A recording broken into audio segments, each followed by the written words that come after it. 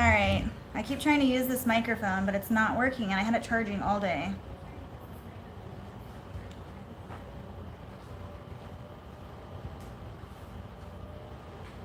I just want to be able to walk around and not have to worry about it. It's not working. Hold on. Sorry, guys.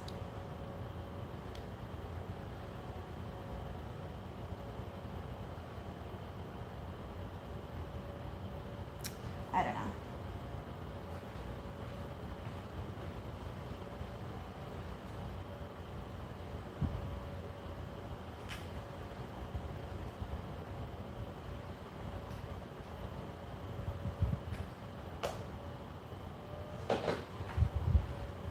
All right, well, how are you guys? I was on earlier. I said I was going to be back on, and I'm a little bit later than I anticipated, but that's because I had to finish up a few things, and my kids were being quite rough this evening. So I'm here now. That's all that matters. I'm back, and I got to finish a couple more shirts, and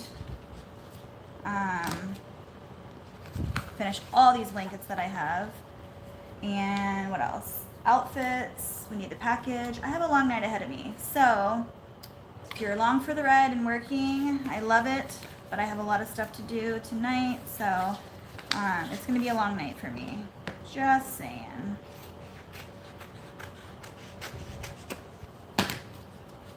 So I'm gonna move you guys around with me like I always do. Obviously my brand new microphone apparently isn't working, so I can't use it, which it's so frustrating. But anyway.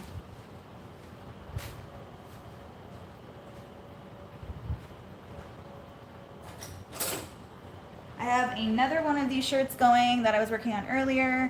Same name, same design, just different colors that I had earlier. So I'm going to finish this shirt.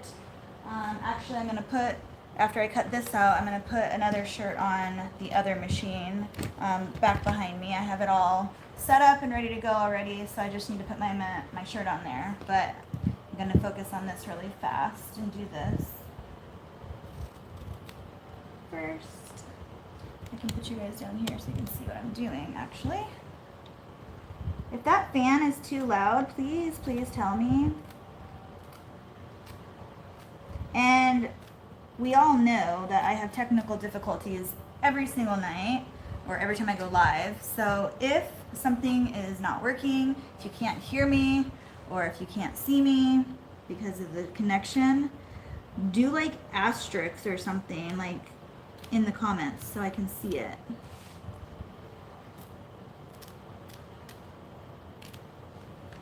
Because where I live, we don't get great reception no matter how many boosters we have. I've tried everything. Since the very beginning of my lives, I've tried everything, and it just, some nights are good and some nights are not good. So please just let me know.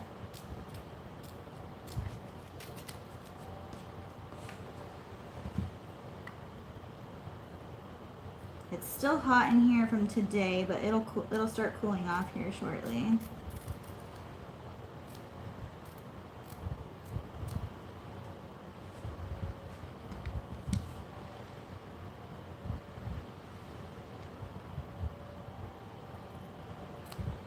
I'm tired because when I work in the daytime and I'm hot from being in here, and then I go inside and, you know, do dinner and bath and read with the kids and relax with them before they go to bed, you get tired, you know? So now I gotta pick up my speed again after coming back out here. I always hate sitting down on the couch because then you don't want to get back up. So I make myself.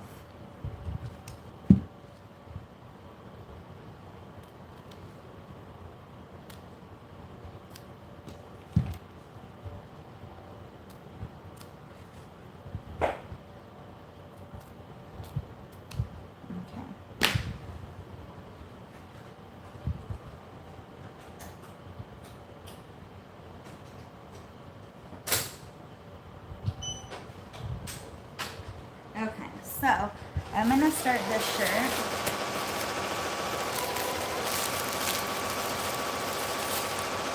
This is a little 12-month one. Henry.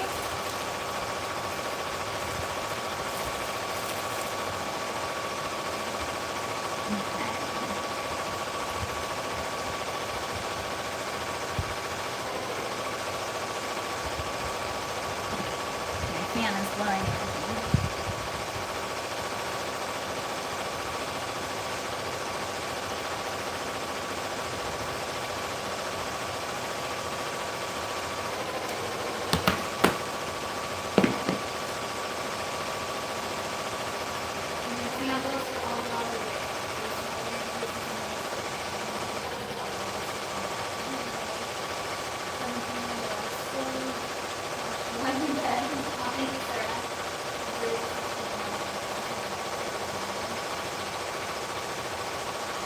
Good. Time to get working. Let's go.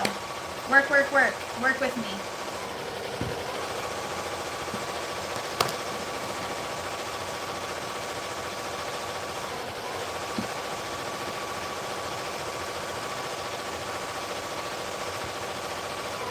I watched, or I rewatched a little bit of my live back earlier because I didn't know if you guys could hear me or not when I'm not by my phone.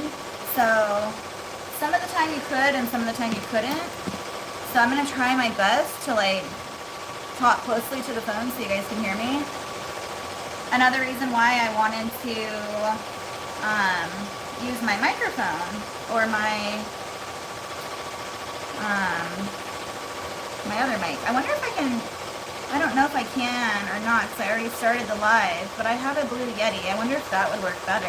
I've never used it on a live.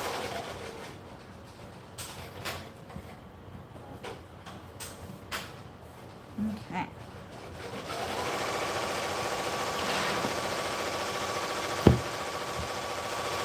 I don't like that.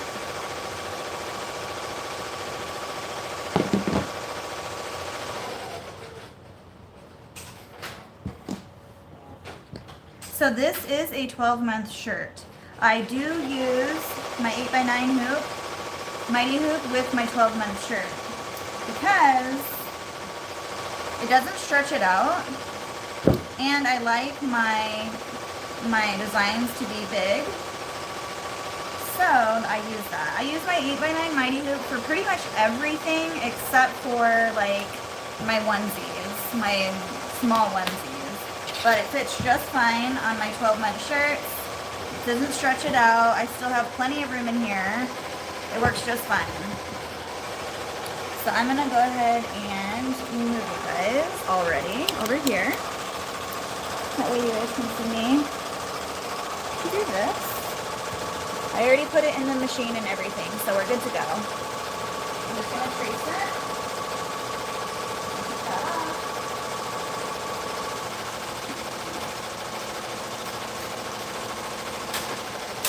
Always make sure it's good under here.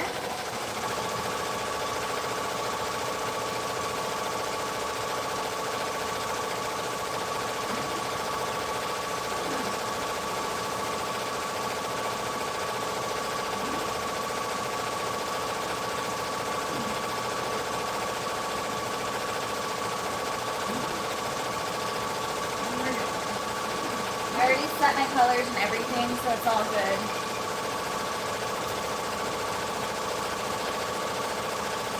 All my colors are set. I have my 2 stops in. This is a really, really simple design. It's a 1-step applique, which is really nice. So I'm going to go ahead and close that, and I'm just going to hit start.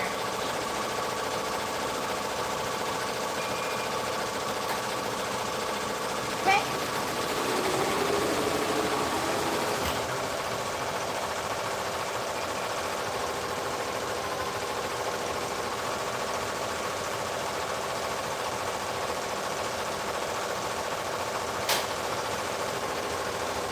Okay, back over here.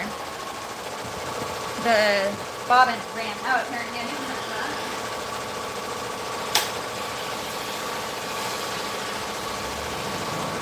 Ran out from earlier today.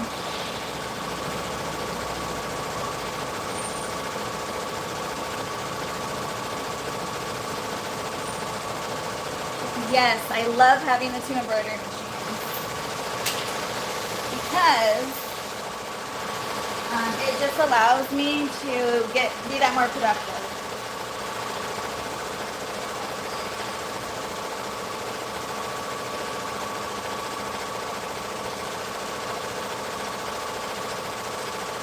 But I've had to like double up on all my supplies, so I didn't want to open that box right now.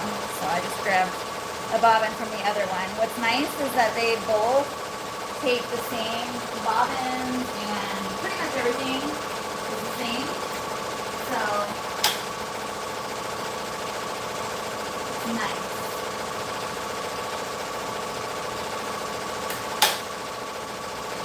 Alright, so I'm gonna go back a couple steps.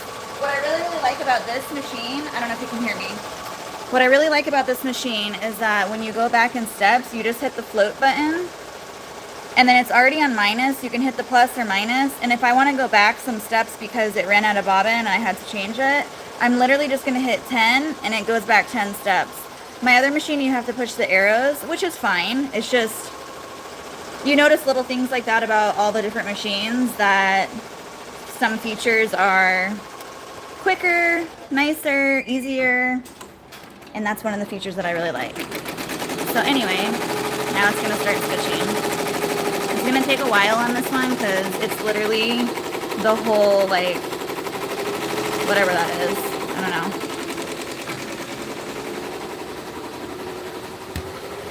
I'm really bad with words today, guys. I was watching back my live earlier, just a little bit of it, and I'm like, oh my gosh, I cannot speak today.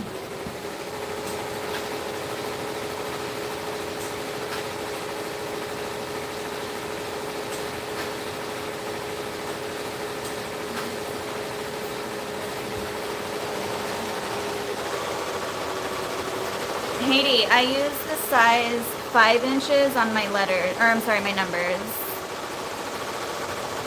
I think I'm addicted to lives and binge watching them. I don't embroider, but I just enjoy these lives and other YouTube embroidery lives. Aw, thank you, Sarah. It's fun. I haven't been on live for a long time, just been busy with life in general, but I'm glad to be back on again and with you guys again.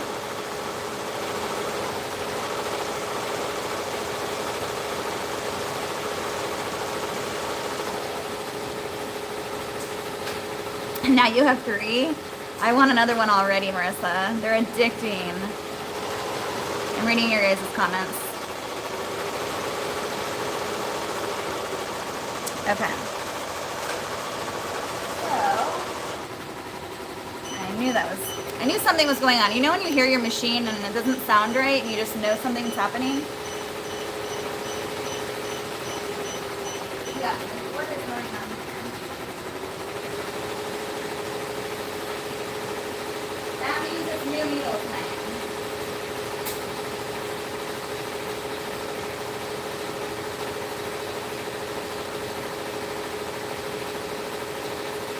So, can you guys see what mess that made? Look at that. I'm putting a new needle in there. I'm going to cut this out, or cut this off. And so this has happened before, and when this happens to me, I literally just start that whole step over, and it goes right over the messed up part, and you will never be able to tell. I don't know if that's the right way to do it, but I do that way, and it works for me. You guys know I don't do anything the right way, I don't think. I just kind of do it my own way. Okay, so now I'm going to put a new needle in.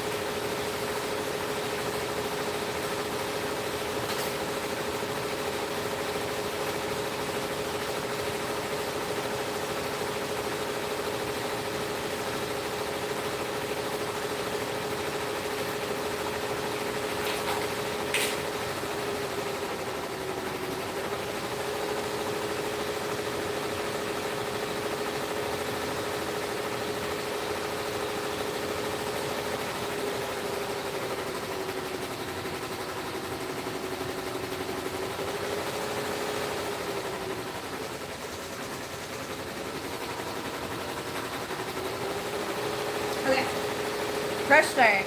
Let's do this.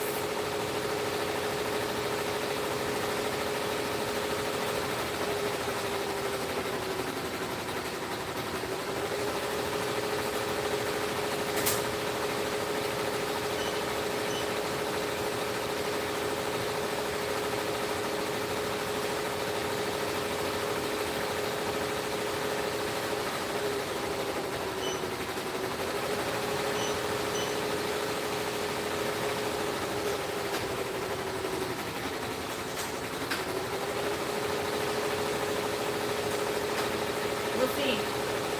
I don't know.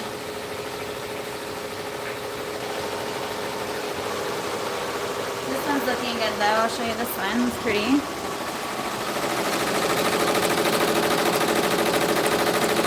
I've never done this design on a gray shirt, but they wanted a gray shirt, so to each their own. Alright, I'm going to start. I need to start sewing blankets.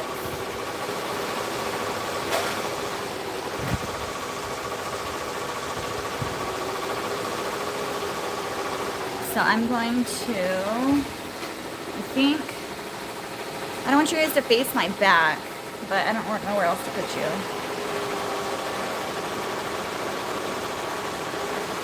I'm laughing, but my husband isn't. That's awesome that you have 3. You guys are funny.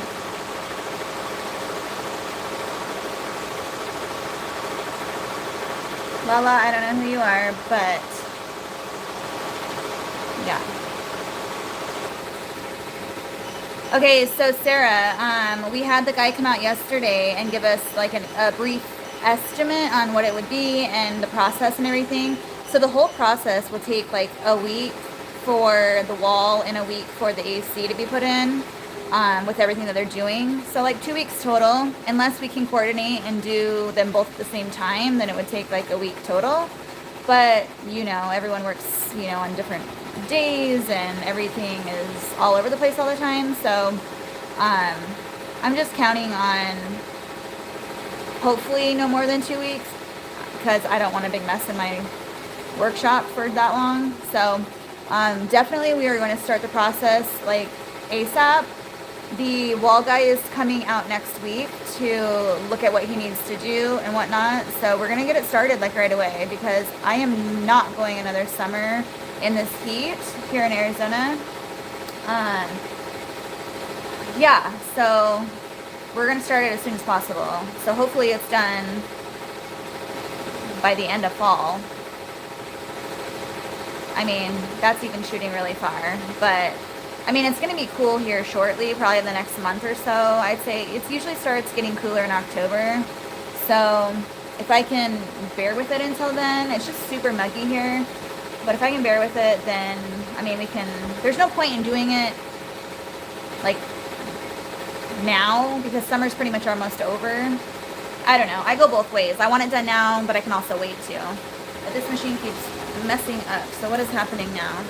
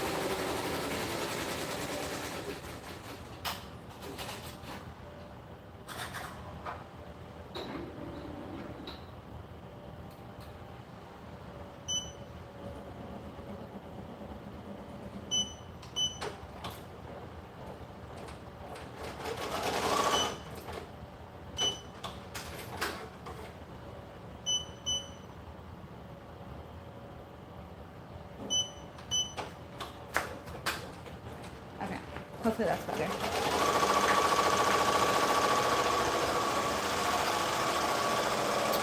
So pretty. I love that green.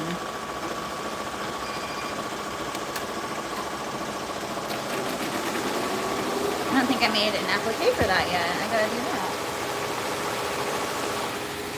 Oh my gosh, this gray is crazy.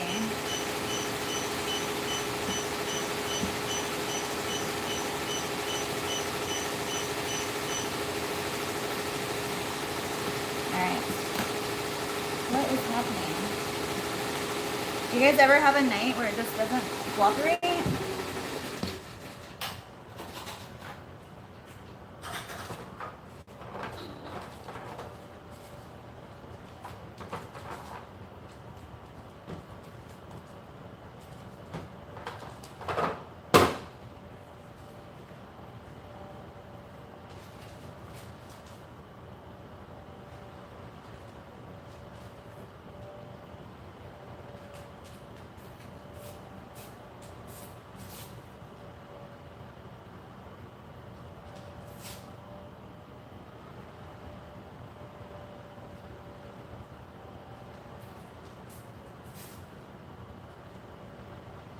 I don't waste, guys. I don't waste.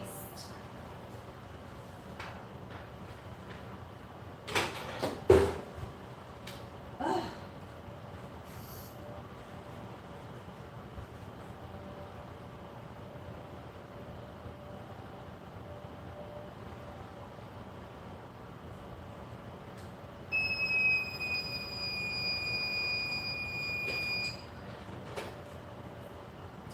Looks fine. I just changed the needle, so I don't know what's happening. It's probably the bobbin now.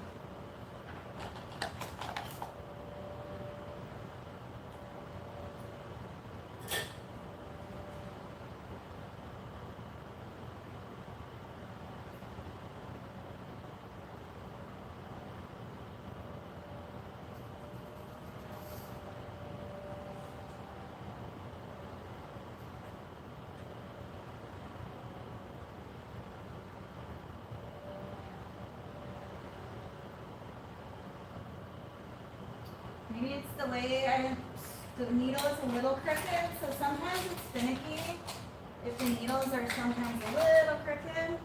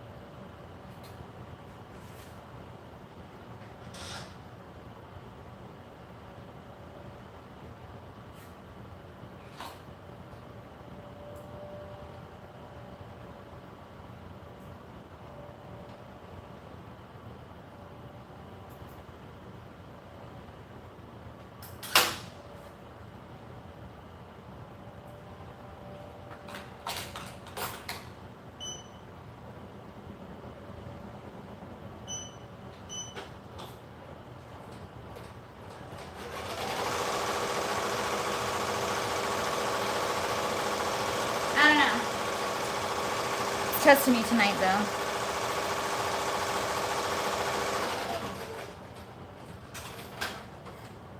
We had a crazy person on here and I blocked him. Don't forget to like the live, you all. Thank you, Marissa. Yeah, I wasn't gonna say that, but I thought so. See, I love you guys. Thanks for having my back.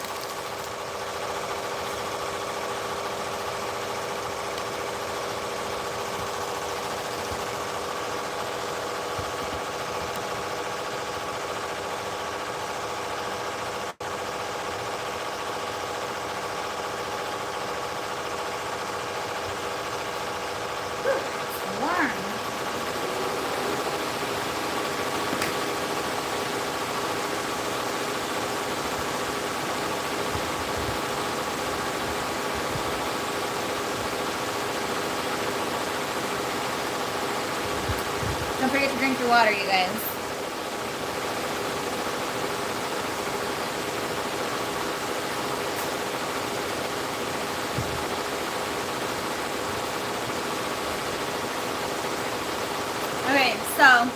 turn you guys around now, I think this way, because it shows more of an angle.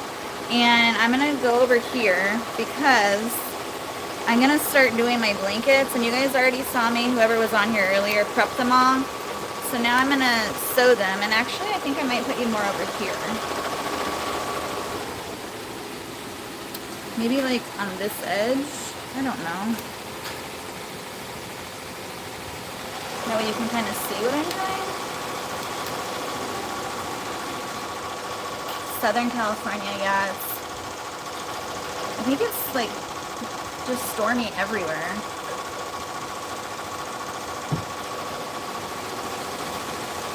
Okay, so I think it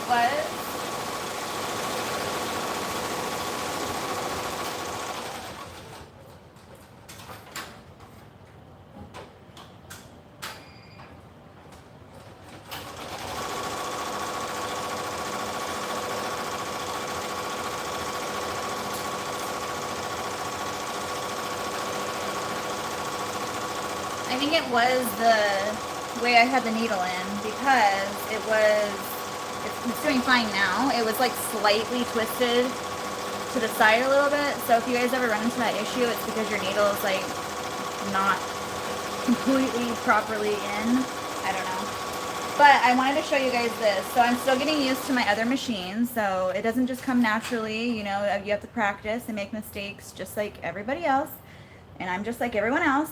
So I didn't put a stop in after this, so this is what happened. It kept going, and it started doing the foot, or whatever you call that, the hoof.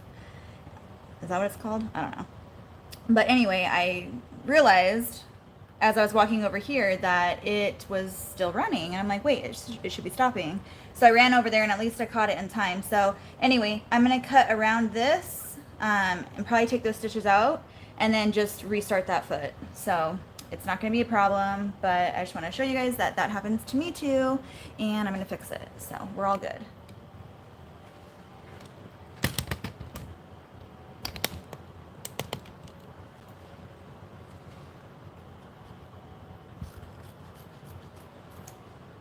So I'm just going to cut this out like normal.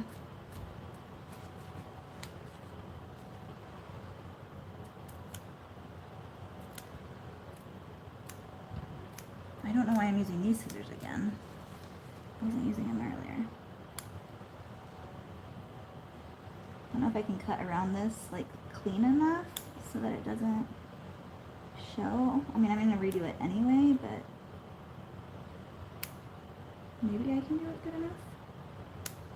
Who knows?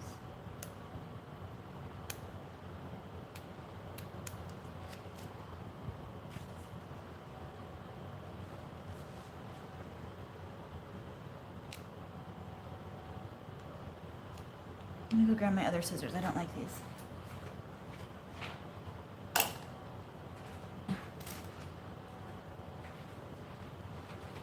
Okay, I like these ones. They're just so thin that they can like go up in any little tiny crack.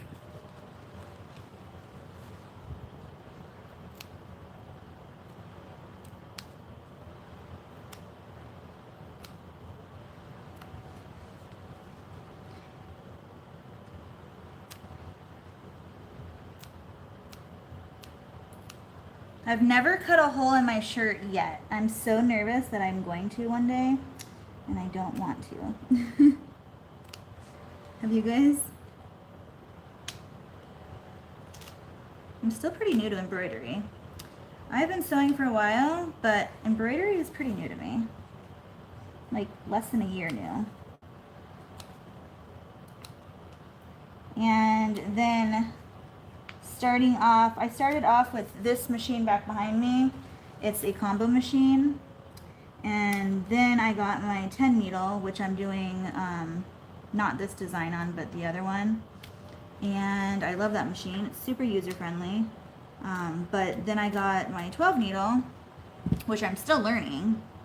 So everything is a big learning curve. But it's so fun.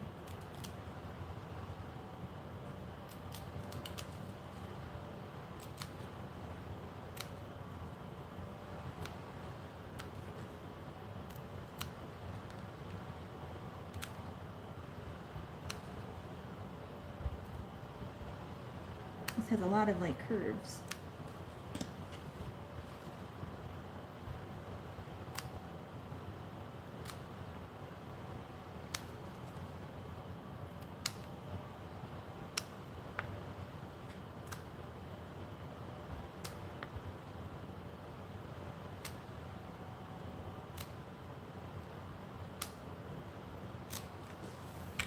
Such a cute little, is it a fawn?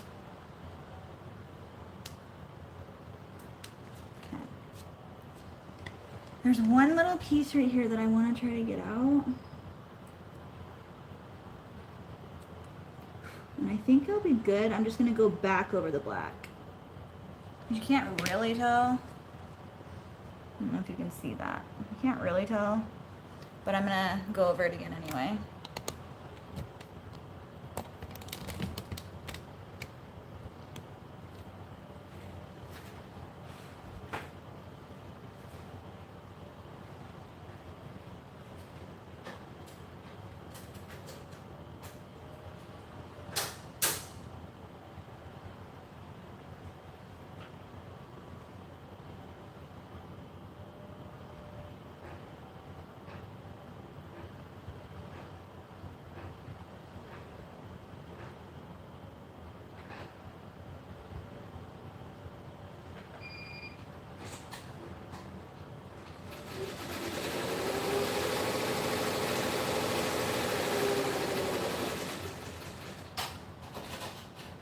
Looks good.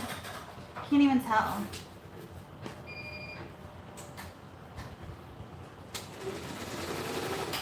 Ah!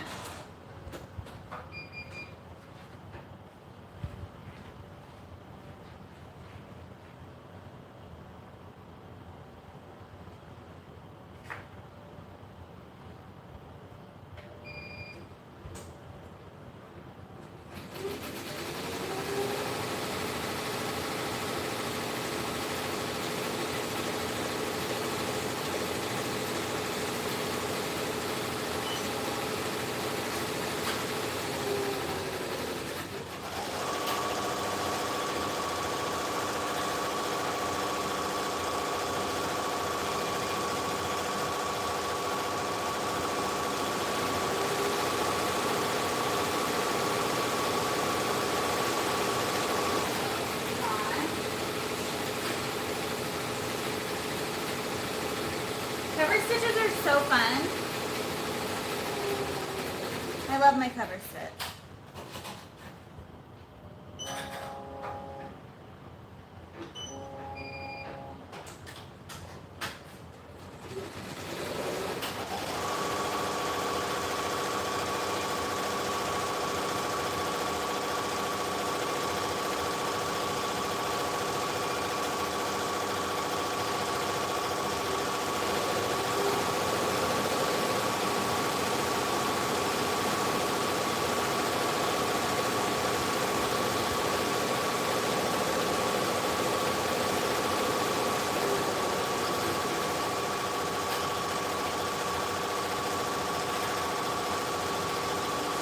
Both having issues tonight.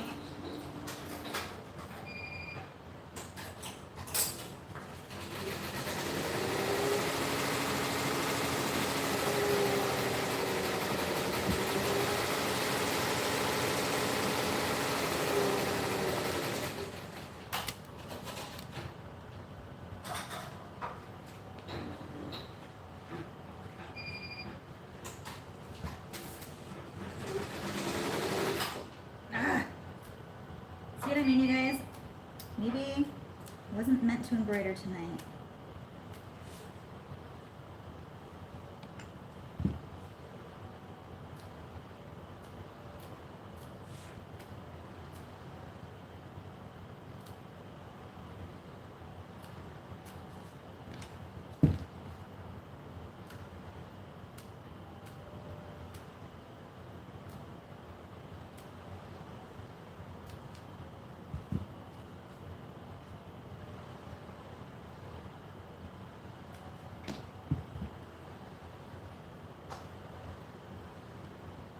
So many flies too. As soon as the garage door goes open, man, oh man. Gotta shut that. Because of the humidity, the water, the heat.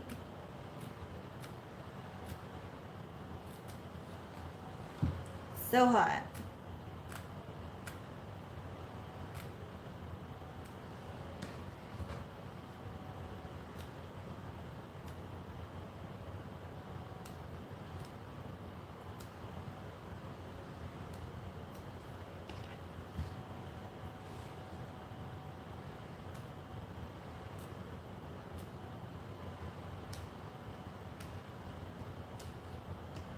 Who was on my live earlier?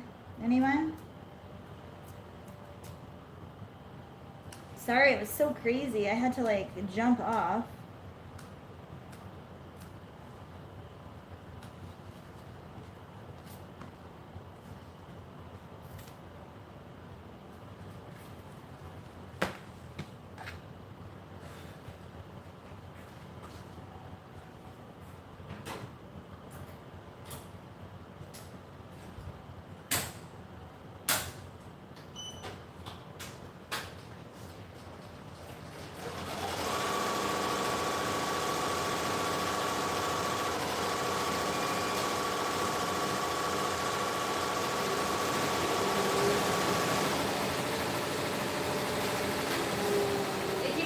Nothing. It just keeps stopping for some reason.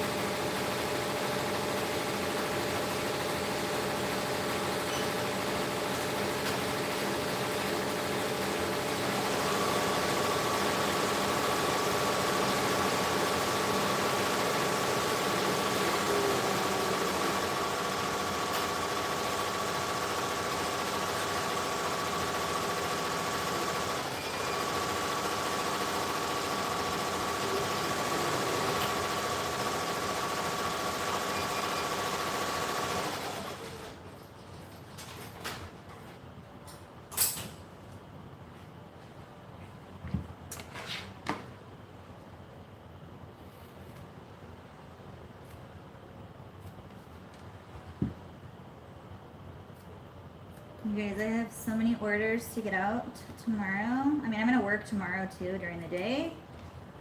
But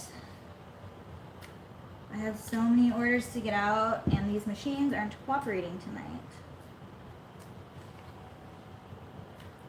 I'm supposed to be going out of town with my family to go see my dad at his cabin.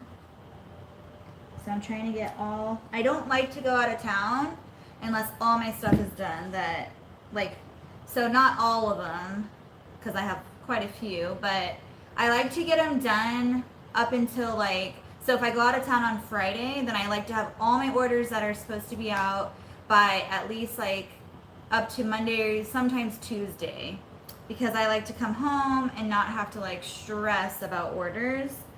So I like to have them all done. And I mean, like, if I don't, then it's not going to hurt anything because they're not due. But I just like, for my peace of mind, to have them done. But sometimes life happens. Like tonight.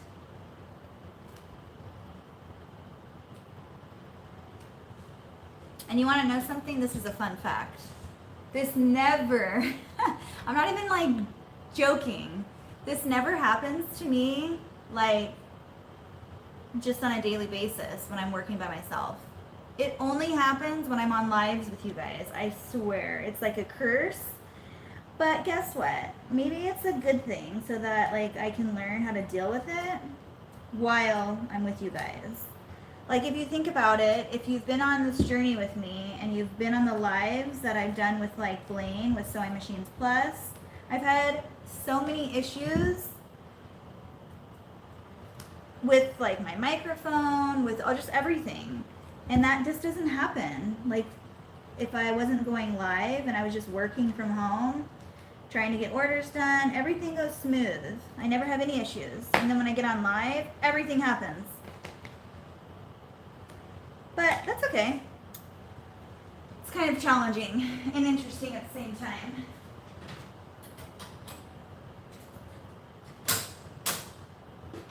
You gotta go with it.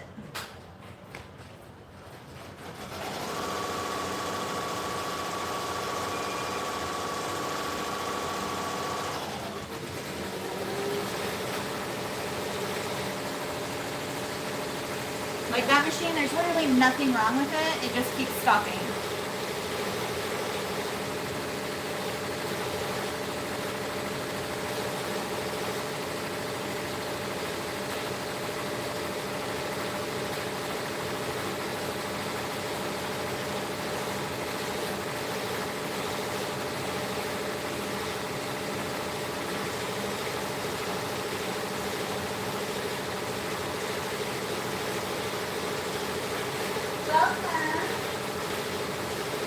Welcome to my live. Hope you enjoy it. It's kind of a mess right now, but I promise it gets better sometimes. Depends on the look.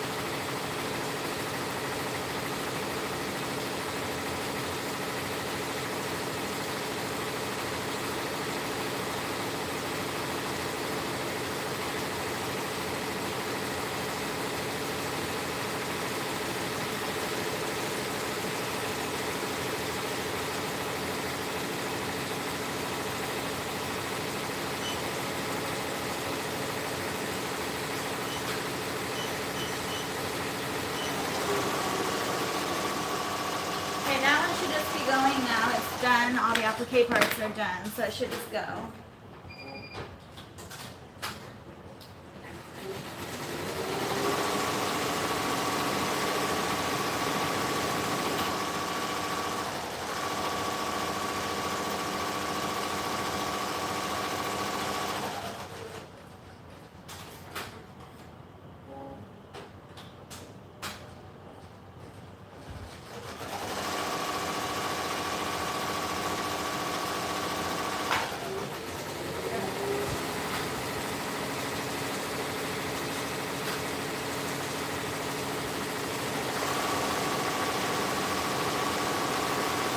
Okay, now I'm going to turn you guys over here so that you can see me sewing. If you guys are new here, I do move my camera around a lot just so that you can see like what I'm doing.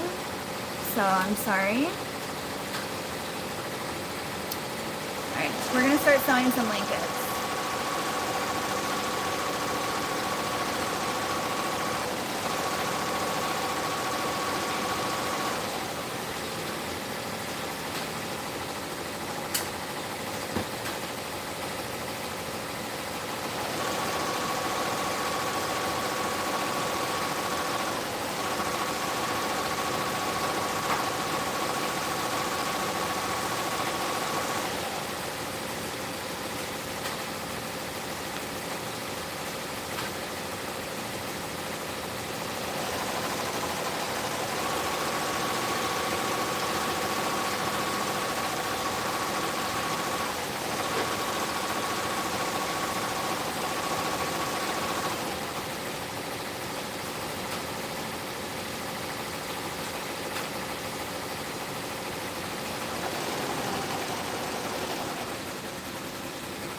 You guys good right there? I can't really see the comments, but I'll check after this blanket.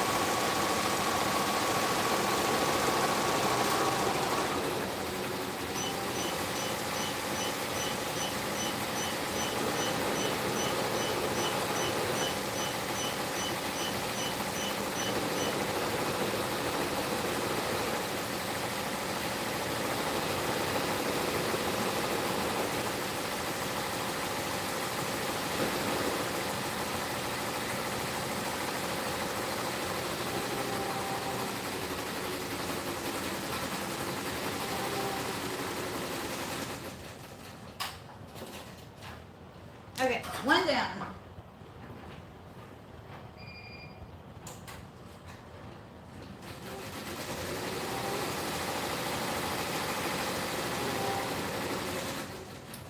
I'm right behind you guys, just fixing this again. So 1 second. I don't know what happened. Oh, thread break.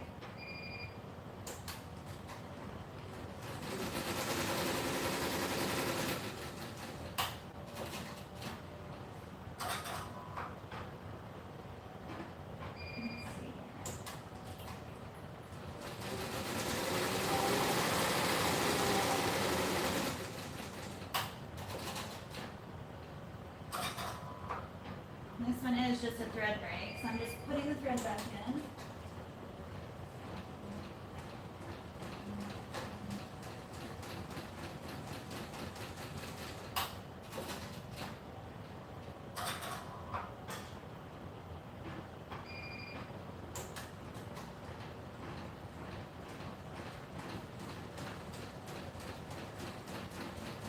Feels a little tight, like it's stuck on something.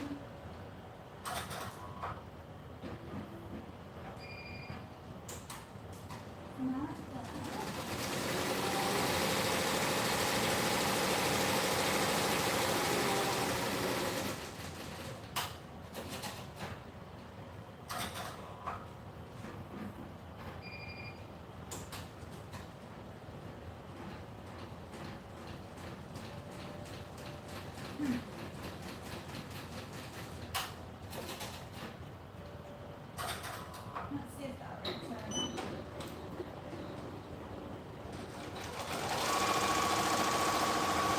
We shall see. Okay, next.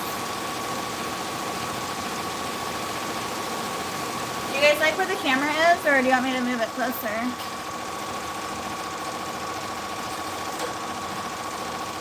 Love that I'm working along, Amber. I wasn't feeling motivated, and then I see Amber working, so I got up to my work. Motivation, girl. Motivation. Do any of you who embroider worry about the noise of the machines affecting your hearing eventually if you wear any hearing protection? I haven't really thought of it, but it is loud, but you get used to it. Like, it doesn't, it's literally like you're numb to it. I think the most I worry about it is when I'm doing lives and I feel like it's so loud for you guys. So I'm always cautious about like what you guys are thinking on the other end. If my lives are horrible because they're so loud, if the noise is too much. That's why I always ask you guys, like, if it's too loud. I'm always even worried about, like, my fan, because it's hot in here and I have a fan going, so I'm always asking if you can hear it. So I just always worry about you guys. That's just me. I don't know.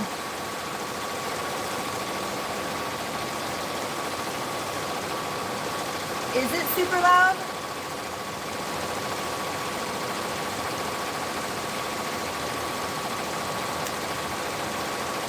Well, hello. The good thing about my live from earlier is that you can always rewatch it. It wasn't a 6-hour live like I usually do. Like, I don't know if tonight's going to be that long, but it's going to be a long one tonight because I have a lot to get done. So I'm on a working roll right now.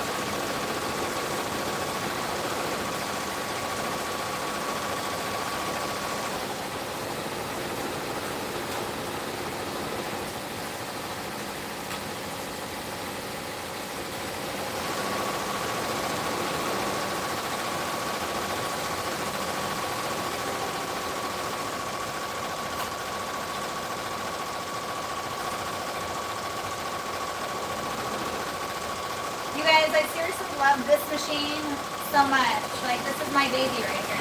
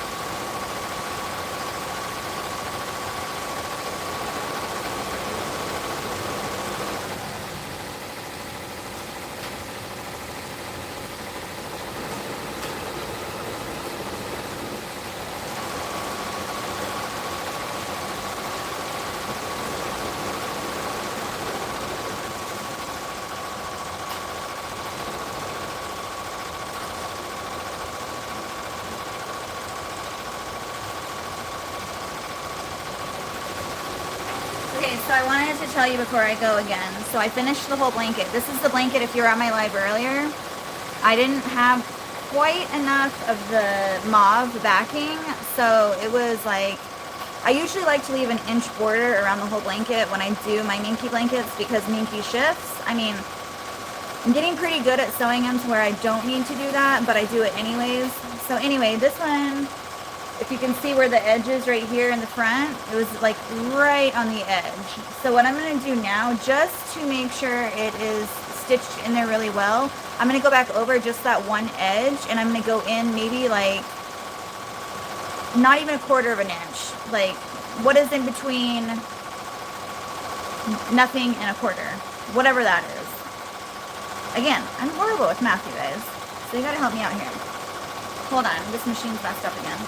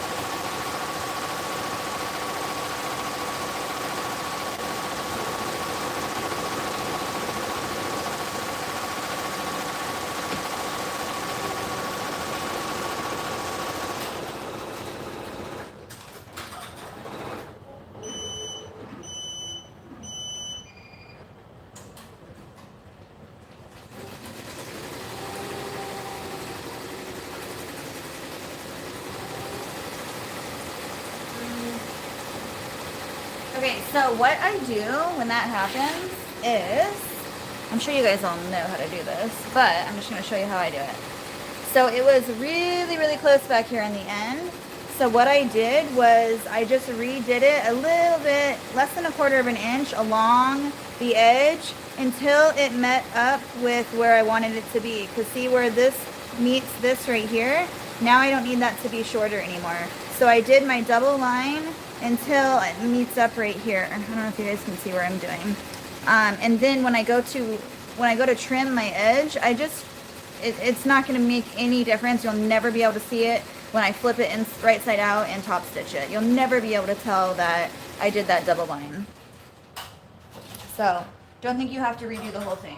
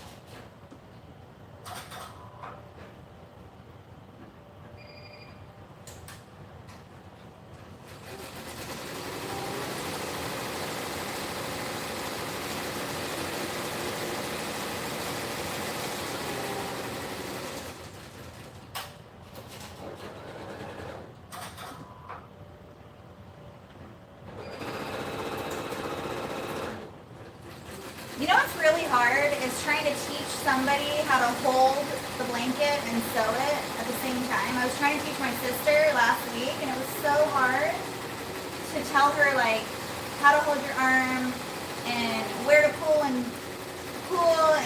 push at the same time. Like it was just really difficult.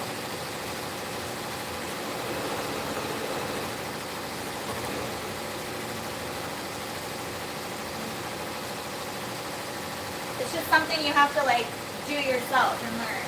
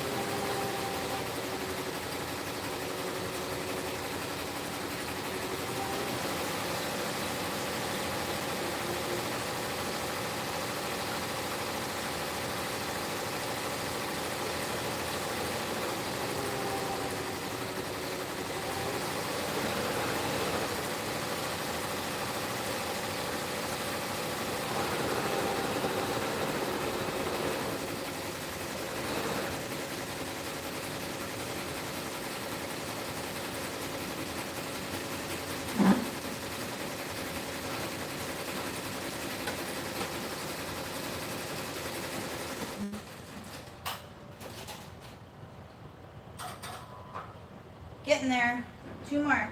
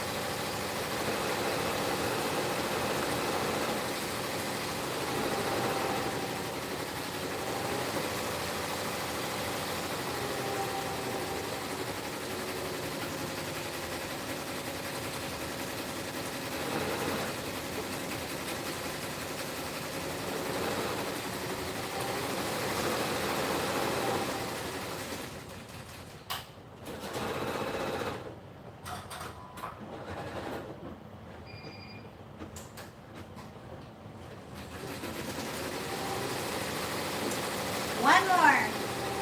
One more.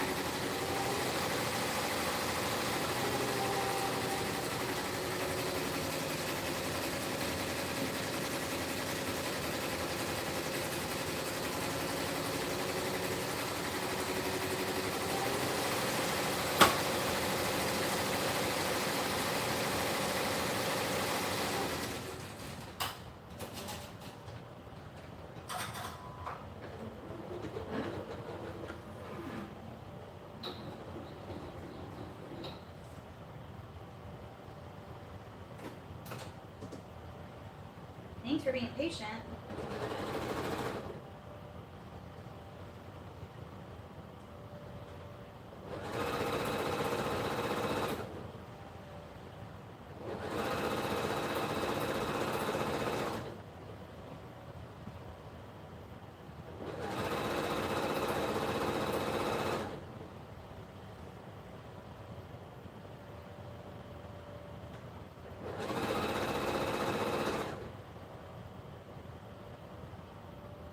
I love this name. I don't know if it's pronounced Ellie or L, but it's E-L-L-E.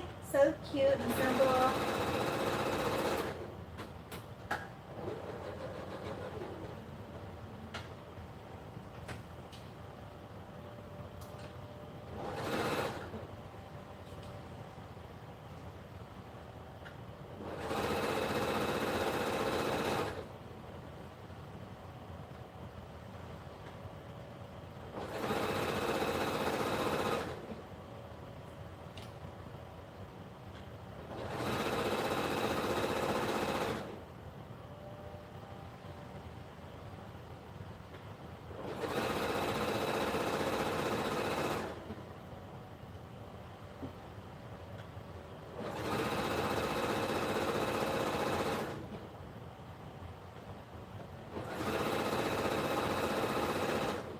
If you guys don't have one of these extension tables, they're really nice. I love mine.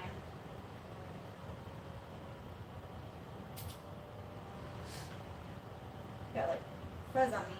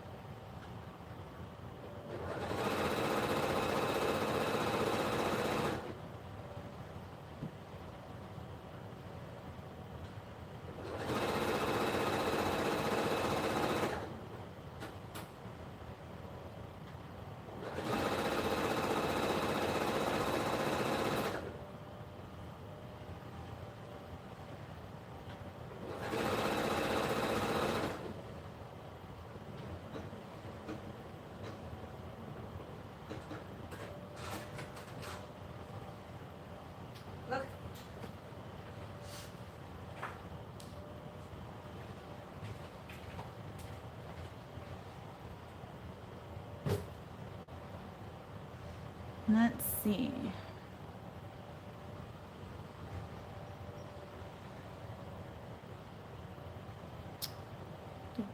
Just reading your messages. I was the same way. I was ready to stop for the night and the neighbor came on, so I should finish now. Hi Amber, missed the live today.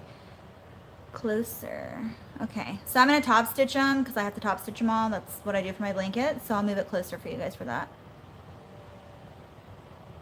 That's good. Yes, this got me motivated to finish up.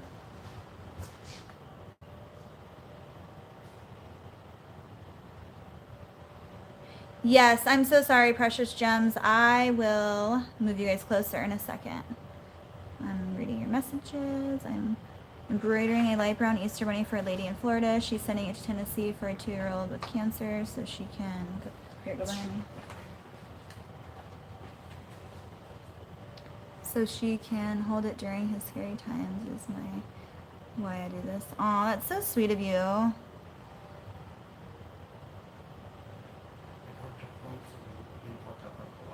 Okay. Okay. When I'm done, we'll pull in. Okay. Thank you. Okay, I'm gonna turn you guys this way. Sorry, I'm all over the place. I'm gonna go like this so that you guys can see what I'm doing down here.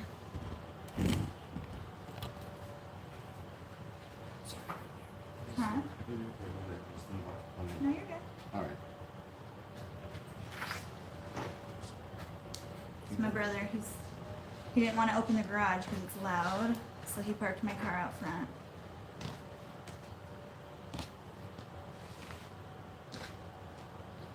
Okay. Can't tell. I'm gonna put you this way over here because of the light. I had you like this earlier, and I feel like it's a better angle.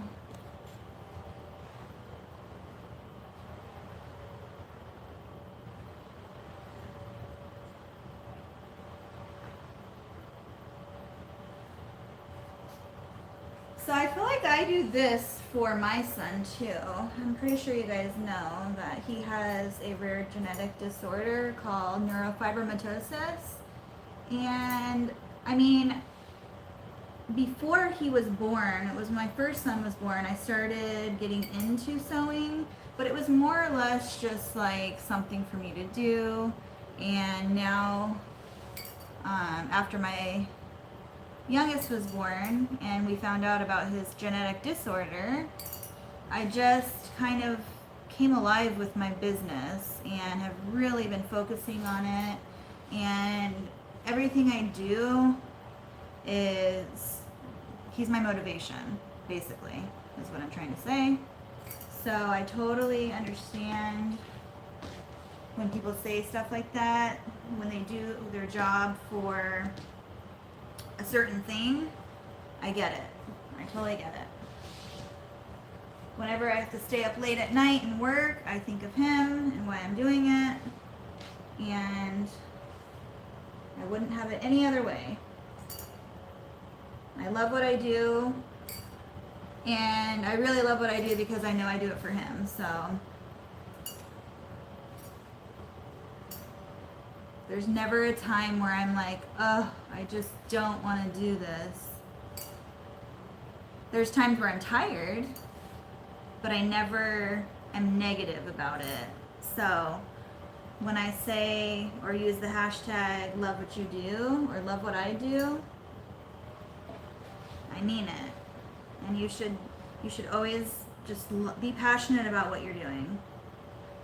If you're not passionate about what you're doing, then change it, because something's wrong. You have to enjoy it. And the love comes out in your work when you enjoy it.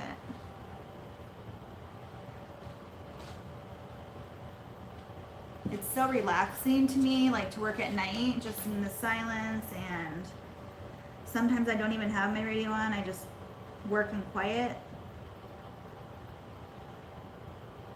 Well, not so quiet when the embroidery machines are going, but you know what I mean.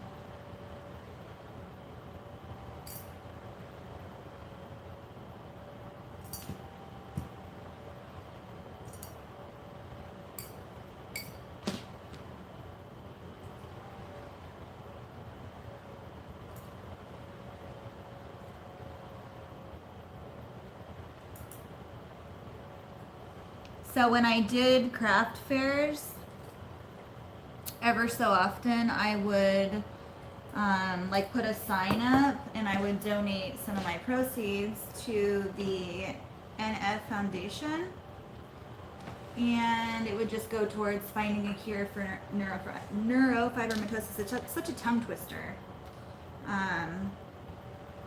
So I want to get back on that again. I'm just trying to figure out like how I want to do it.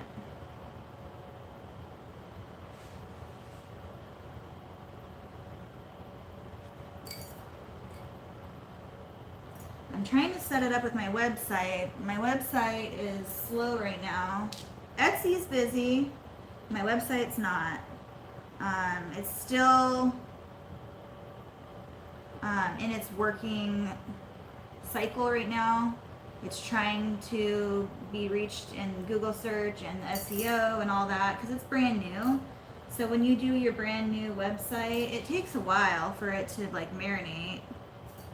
So I think I said a while ago I would give it a good 6 months, and then after that, if nothing's going on, then it's time to figure out and research why.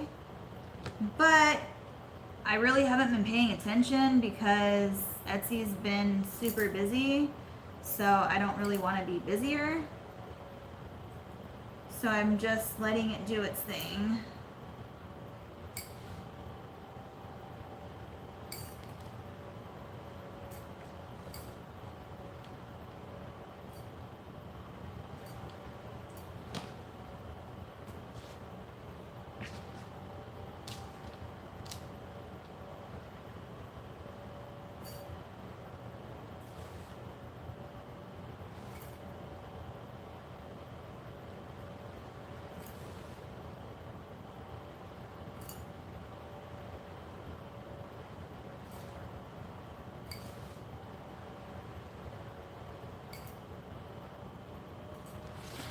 Okay, it's about to get messy.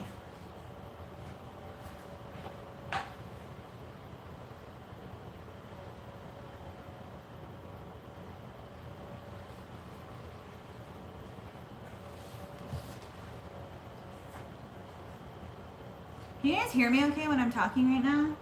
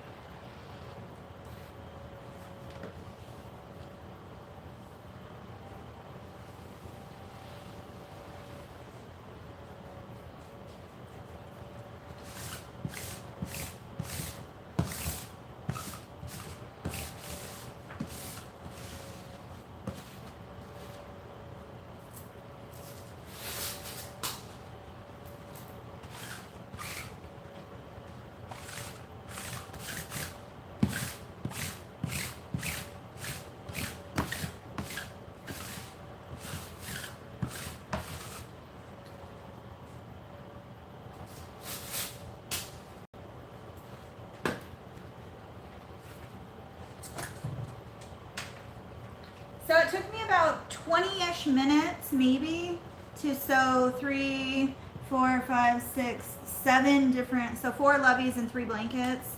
But now I have to top stitch them, so.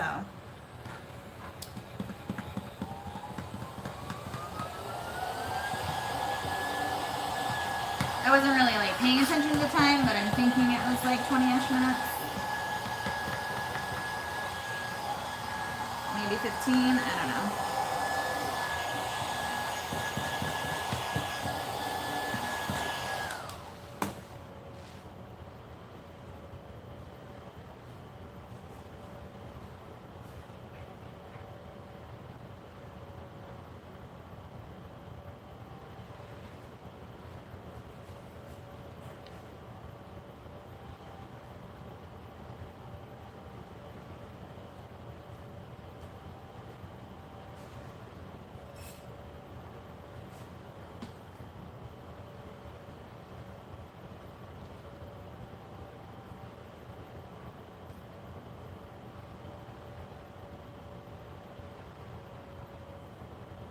This is my one and only cotton blanket that I do. It's just such a popular print that I just didn't take it off of my website. But all of my other prints are minky. I really, really love this print. I think it's so pretty, and apparently so does everybody else because it's such a popular print. So, I mean, I like to have all of my stuff the same, but again, if it's selling really well and people love it, then why get rid of it, sort of thing. So I've kept this one in my Etsy shop on my website. Again, you can make your own call. It's your own shop. It's your own judgment. So I've decided to leave this one in for now because people love it and I love it.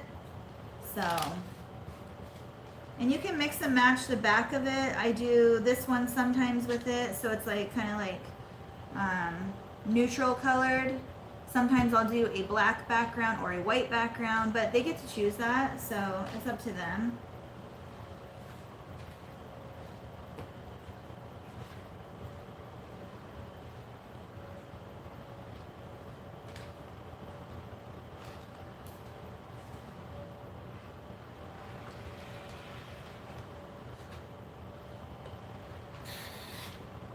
This one's very messy.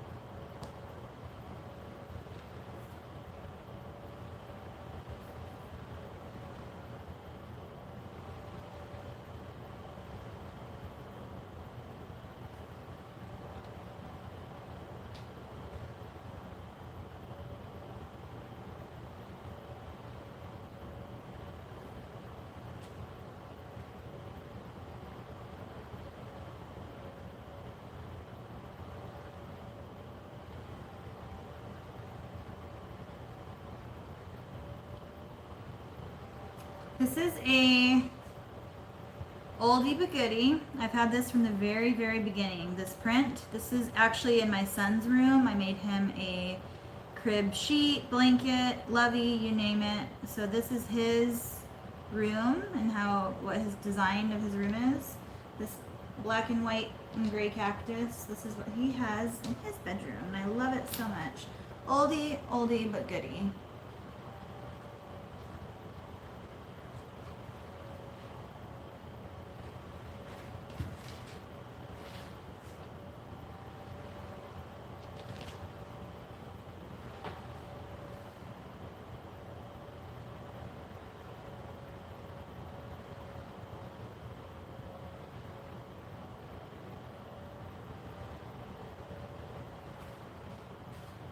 I do my top stitch on the machine that I did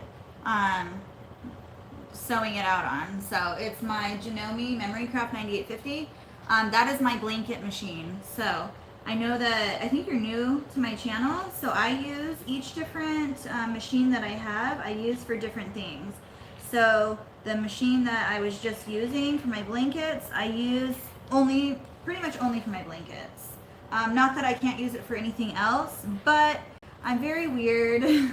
I like to just have the settings set and not have to worry about it. So each machine that I have is dedicated to a specific task.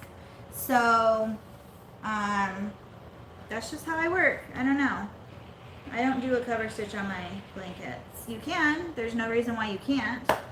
I just don't do that.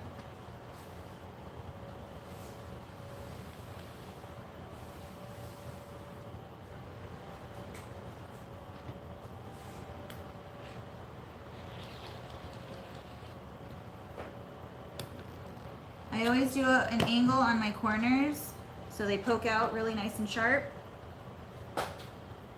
And I have my handy dandy vacuum because all this hair is flying everywhere. Probably because I have a fan on, but I cannot work without my fan. It's too hot.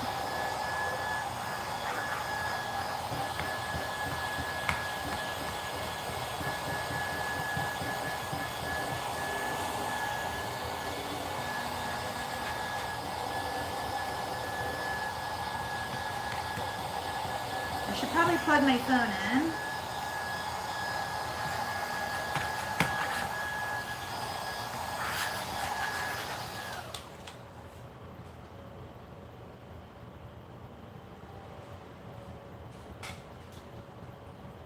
I'm gonna plug my phone in really quick before I forget to plug it in and it dies. There we go.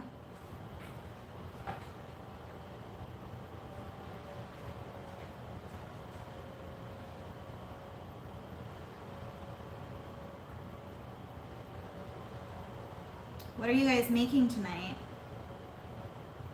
Whoever's working.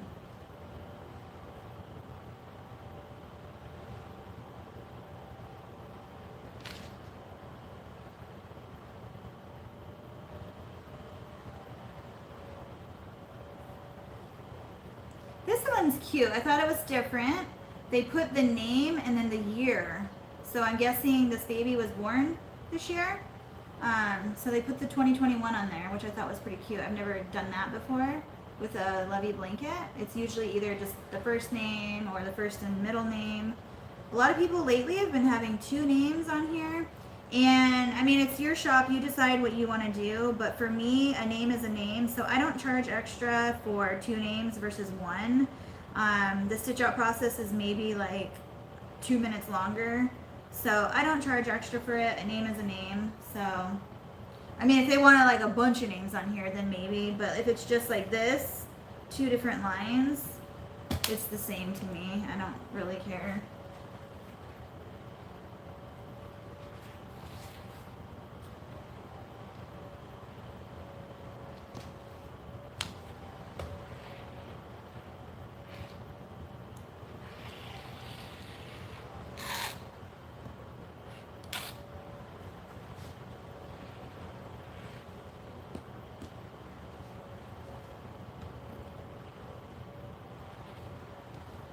If you're wondering why I leave that little tag right there, it's because when I go to top stitch it, it folds in.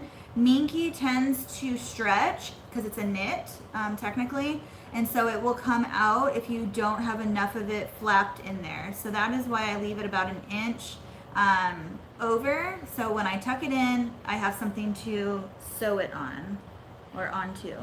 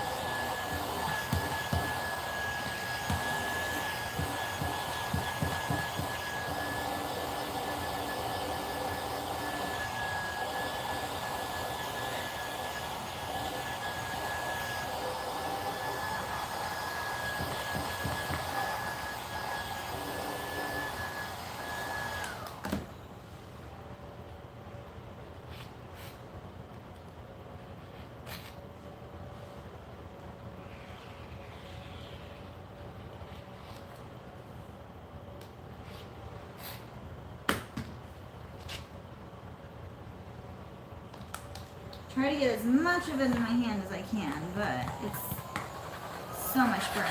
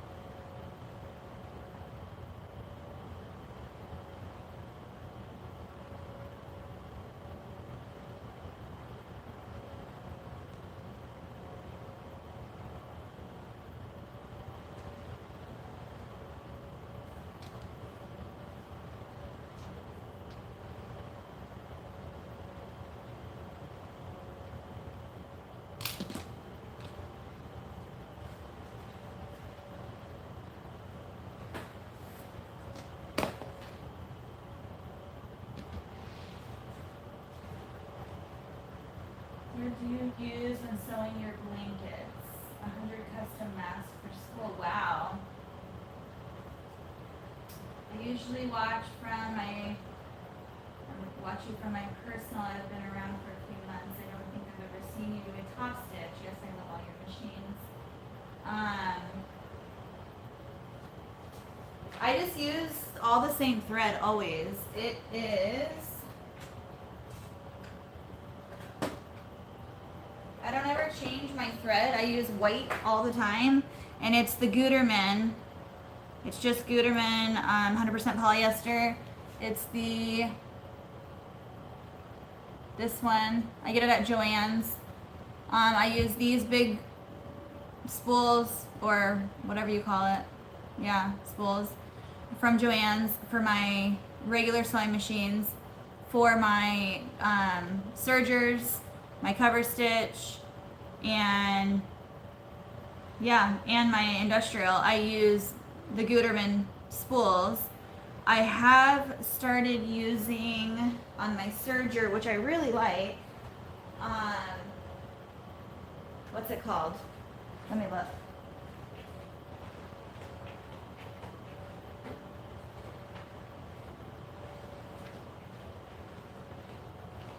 This one, Alpha Sew.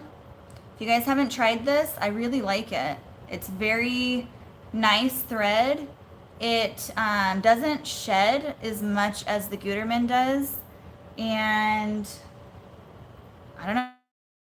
So if you haven't tried this, you should try it, because I think I'm gonna switch over to these on my Serger and my industrial. But as for my regular sewing machines, I love this for that.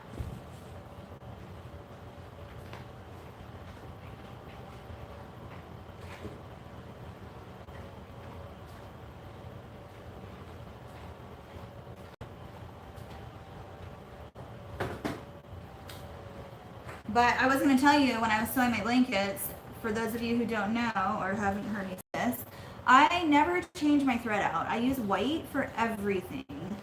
I don't know why. I just, minky, you know, fluffy. So A, you're not going to see it. And if you do, you're looking really hard because it's in the fur. So you can't see it. So I never ever change my thread. It's always white.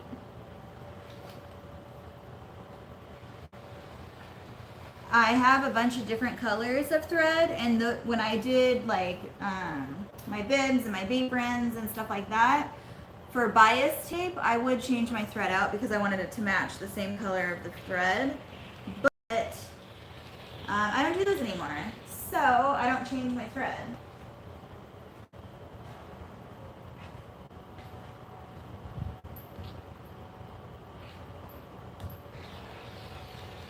If I started doing those again, then I would change my thread, but I don't.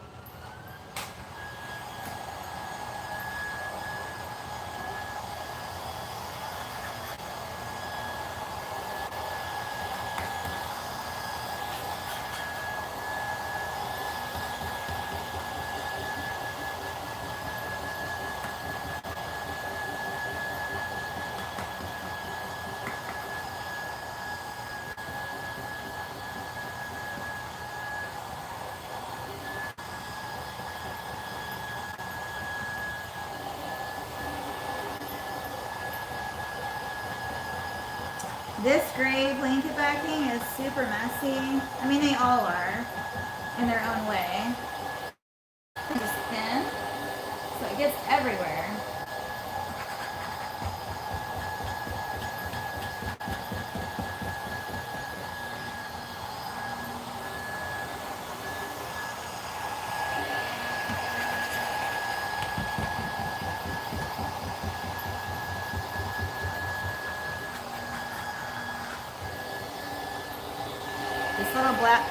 This little vacuum has been through it all with me. It is such a mighty beast.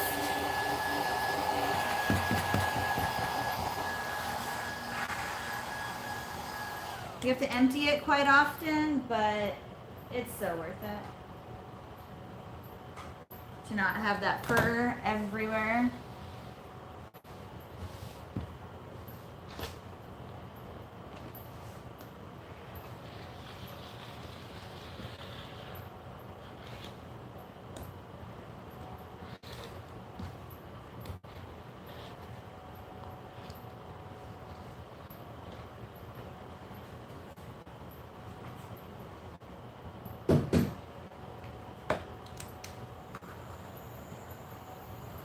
Sorry if you guys are bored. This is just the process of making blankets, unfortunately.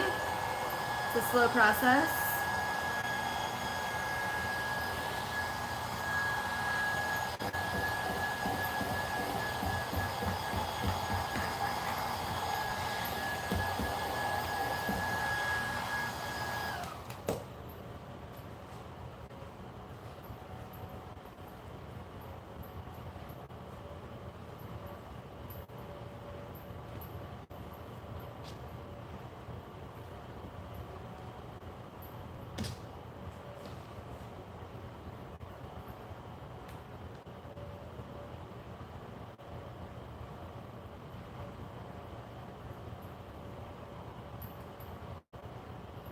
I always cover my finger is always over the tip of the chopstick before I get it to the corner, because of what if I accidentally like jammed it and it went through the blanket? That wouldn't be good. So I'm always holding my finger over the tip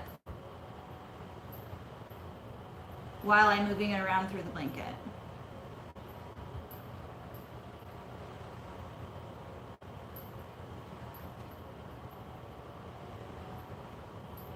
So when I have it in the blanket, it's like this the whole time, and I move my hand through the blanket like that. Because if I went like that, it would just jam through it on accident. But you don't want that to happen.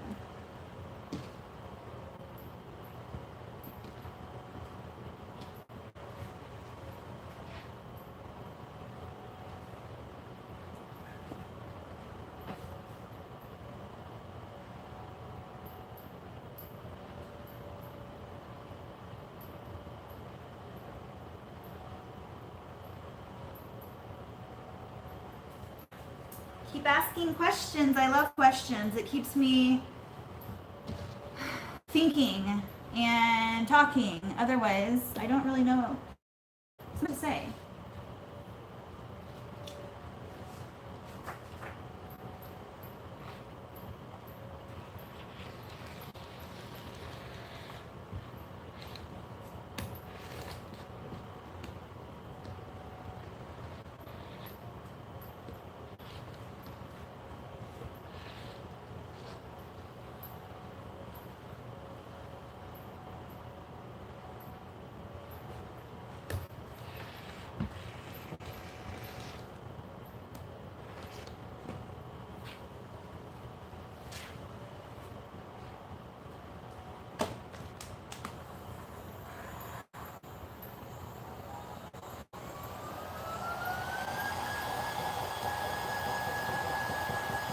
I know I said this before, but it is so satisfying when I see all that just like whoop get sucked up.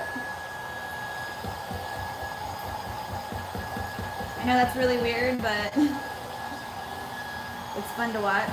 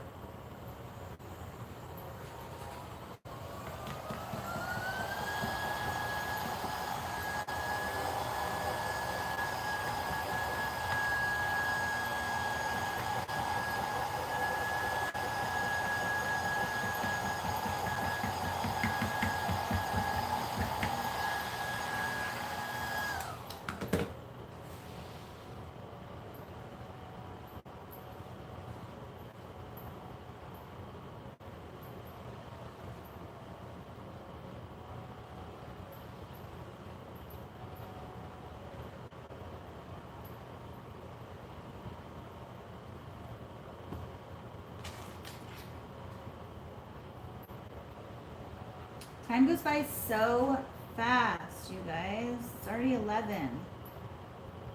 What time did I get on? 9? I mean, I've done quite a lot. I've done 2 shirts, and I've sewn all these blankets together, but I still need to top stitch them. And I have nursing pads to finish. I have a couple outfits over here to finish. I need to get on a roll.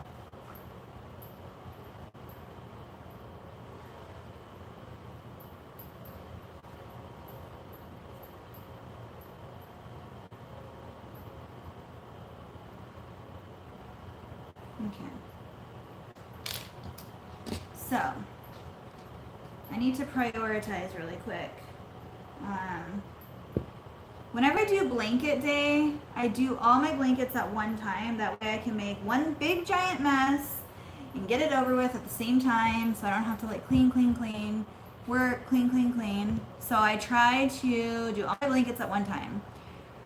Doesn't necessarily mean they're all due at the same time. I just want to do them at the same time, if that makes sense. So now that they're all constructed, I just have to top stitch them. I'm going to go through the invoices and see which ones need to be out by probably Monday or Tuesday, and those ones I'll top stitch and package up tonight.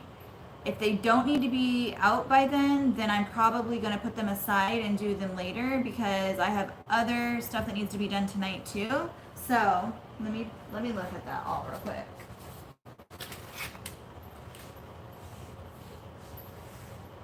Like this one isn't even due until the 24th. So today is what? Oh, they still have a while.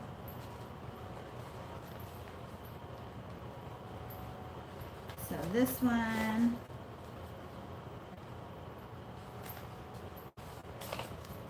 this one, this one. Okay, so these ones for sure I'll need to finish tonight. I mean, they're not due until the 18th. What's today? I don't even know what the date is. 13th or something?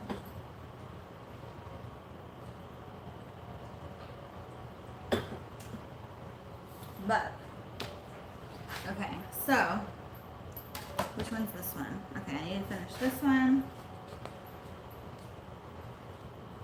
The cactus one. Those 2, and that blanket. Okay, so, that one we can do later. I'm going to top stitch this now. Let's go over to, I'll put you guys up close so you can see. Let me see what the, I think I'm good. I'll plug you in over there. Just in case.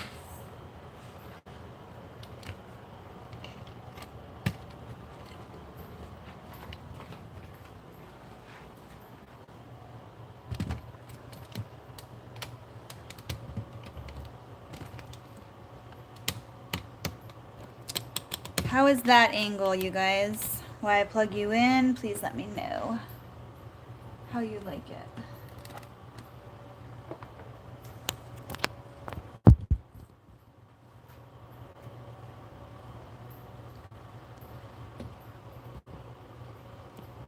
The heat wave? Oh my gosh, it's so hot in here. Good angle. Perfect. What time is Arizona? Right now it is 11:04. Working late, it's 2 a.m. here, and oh my goodness, that's so late. I mean, not really, because I work late every night, but yeah.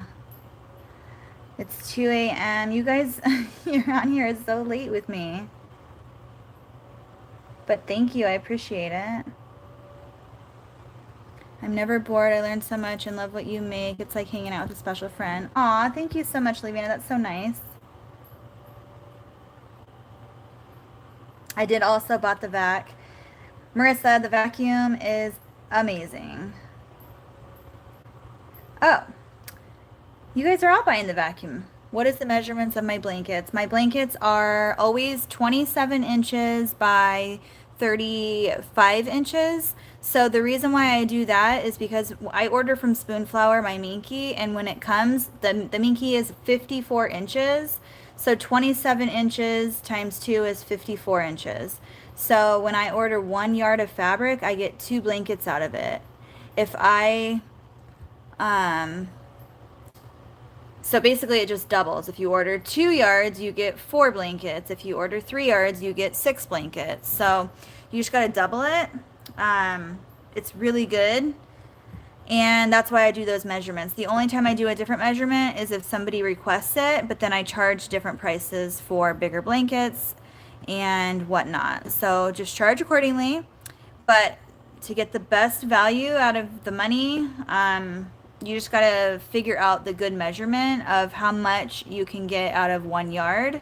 That's how I did it. So I knew Spoonflower was 54 inches wide, and obviously a yard is 36 inches. So I did 36 inches long, cutting it by 27 inches. And then once it's all sewn and done, I just gave myself like an inch room for, you know, your seam allowances. And then it ends up being about 26 by 35-ish inches. So that's what I have in my description. So if people ask me, that's what I tell them. 26 or 20, yeah, 26 by 35. But it's cut at 27 by 36. Hopefully that makes sense. Okay, so I'm going to get to sewing now. If you have any other questions, I will come back and answer them when I'm done. I have the next 4 days off for my birthday, so I can stay up. Happy birthday to you, Marissa. Thanks for hanging out with me on your birthday. Okay. So yes, this is the machine that I use for all of my blankets, all of my lovies, and it's already on the setting that I need it on, so I don't need to change or do anything different. I am going to, however, move my fan because I'm hot.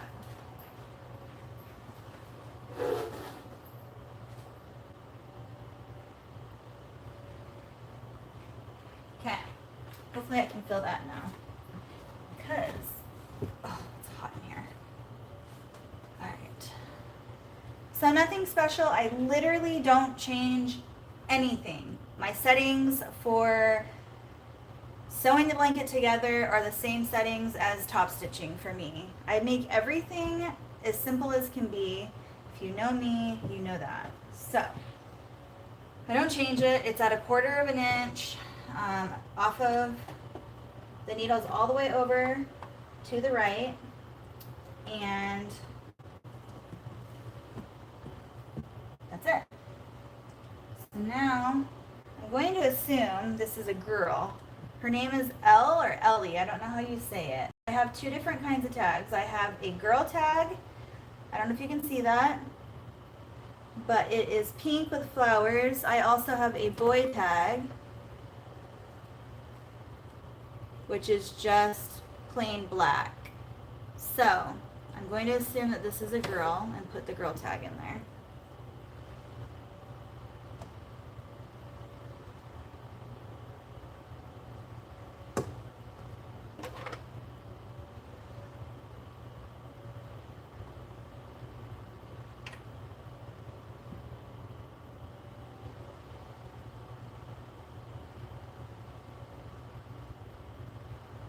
So I try to just make the fur even all around. I just kind of tuck it in, tuck it in.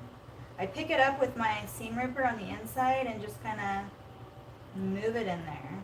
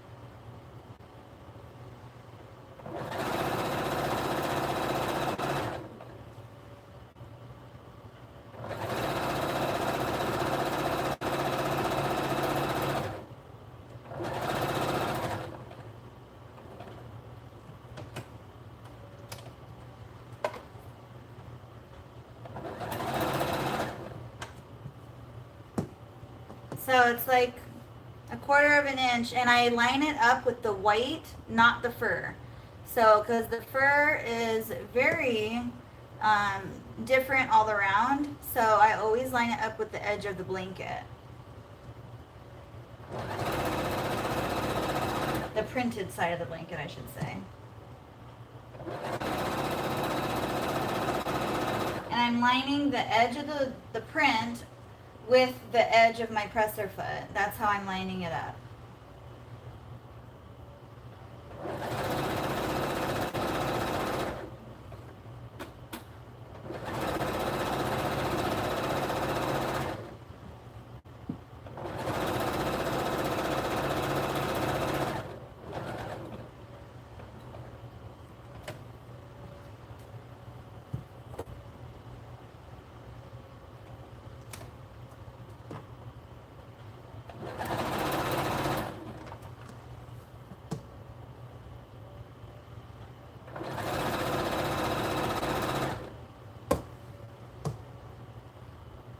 So if you're wondering why I always have my arm up here, it's because the blankets get heavy and so they like to fall, and that creates pressure on your needle when it's trying to go through. So I always, if you see me do this, and then I have my arm right here, I'm holding the back of my blanket, and you'll see me kind of pulling. I'm not pulling very hard. I'm just giving it enough pull so that it'll go through nicely underneath and not get caught. Because when I use a lot of fur with the minky and the faux fur, it gets caught underneath if I'm not guiding it along. So you have to guide it along. And then my arm right here, this is what I was saying earlier when it was really hard for me to explain to my sister when I was teaching her how to do the blankets. Unless you really know, like, you've got to practice and practice and practice. But so if you know what I'm talking about, it's easy once you know, but if you don't know, it's confusing to tell someone to pull, but also pull this way with your arm. So I'm trying to pull it this way, but not too much to where I'm like pulling the blanket out from underneath the needle. I'm literally just moving my arm to keep the blanket nice and straight.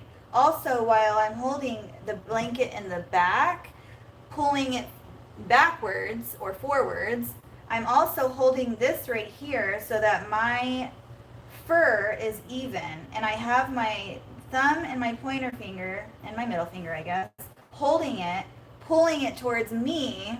So hard to explain because I'm going opposite ways. So I'm pulling it forward as I'm pulling it backwards, and all at the same time, my left arm is holding the blanket straight while I'm guiding it along. So if you see me just kind of moving all over the place, that's what I'm doing. And that is how I just get a really natural, even stitch, top stitch, with the minky and faux fur. Because I've kind of taught myself like to maneuver through it, I guess, in a way. I don't know. It's really, really hard to explain. But if you know what I'm talking about, you know what I mean. So again, I'm holding the back as I'm using my right or my left arm to kind of like almost smooth out this right here so that it has a straight line to go through. Because if I don't do that, then it's going to go through and be all clumpy, and that's when it gets all like messed up. So you definitely want to be in control. Don't let the blanket be in control of you.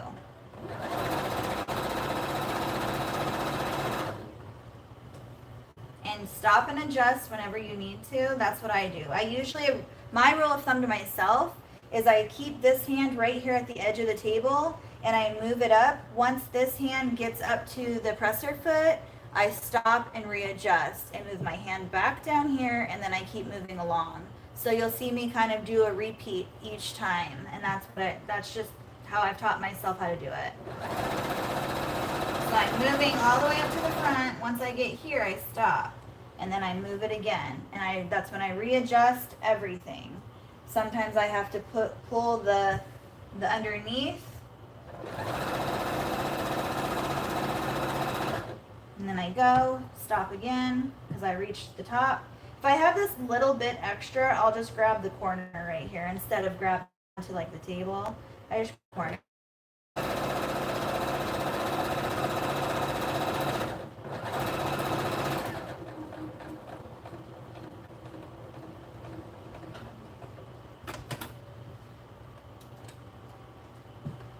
And you'll see me push this spring back here.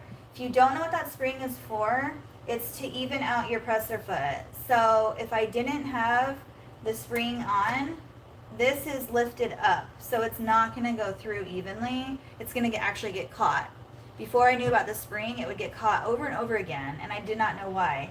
If I push my presser foot down and push in my spring, it is now even on the blanket. So it's lifted up in the back because my blanket is thick. And so then once I start going, you'll see me using this. I stick the pointy part of this very lightly into the back of the blanket just to guide it through my first maybe 5 to 10 stitches. So I go like this, and then I pull it out. And then that gives me a little tail right here just to grab with my 2 fingers, and that's where I begin to pull. And then I stop and readjust, and now I have a whole back part right here to hold on to.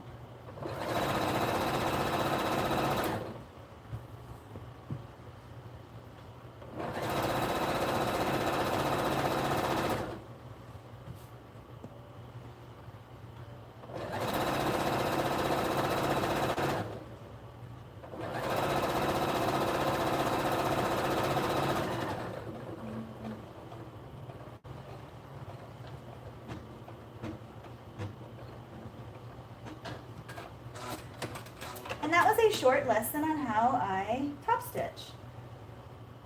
And look, you like literally can't even see, like barely you can see it. So there's one blanket.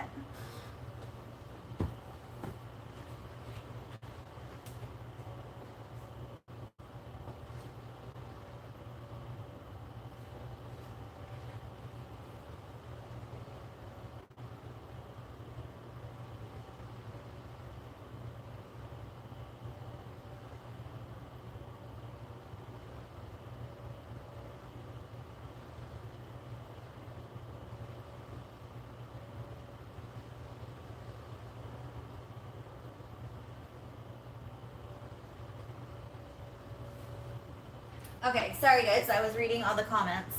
My girls used to have an interest in sewing, and I think they're coming back around again, but I'm not sure. So I hope they do. Funny thing is my sister, she used to be crafty. And when I say crafty, not sewing, I meant like crafty, like wood crafting, stuff like that, making signs and all that stuff, just for fun. But she stopped doing that. And she was in between jobs for the last couple weeks, and so she was here helping me, and now she wants to just help me all the time because she loves it and she thinks it's so fun. So I don't know if it's something as when you get older, it's just fun to sew, it's interesting, it's just relaxing, whatnot, I don't know. But my sister's really enjoying it now, so hopefully she's definitely going to start helping me like on Fridays. That's her day off. She works Monday through Thursday. So she's been here. She's not coming tomorrow because we're going out of town, but she was here last Friday, and we got a lot accomplished. She's actually a really fast learner. The only thing that was frustrating with was the blankets because they're hard to learn at first.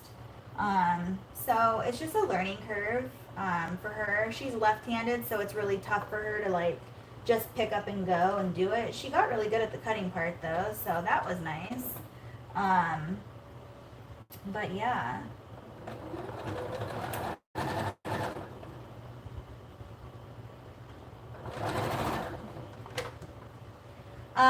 I saw somebody on there ask if I can use the industrial machine. I used my industrial machine for a blanket a couple days ago, and I just wanted to try it out. And I just love this machine for my blankets. It's so smooth. And not that my industrial isn't smooth. I think I'm just really used to this machine on how to do a blanket. You know, when you do it for so long on a certain machine, the same thing over and over again, you get used to the way to do it. You know how it works and whatnot. So I just don't have the time to doing a task I already know. So not that it's hard, because top stitching is super easy, but working with minky is different than working with others with a skill. So I just really know this machine. I have my extension table that I love for my blankets, and this machine is just it for me. I love it, so I don't have a reason to switch.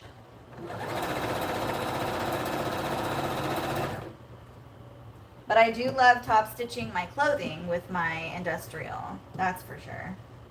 So this is my blanket machine. You'll always see me doing blankets on this machine. This isn't new. I've had this machine for quite some time now. I'd say over a year.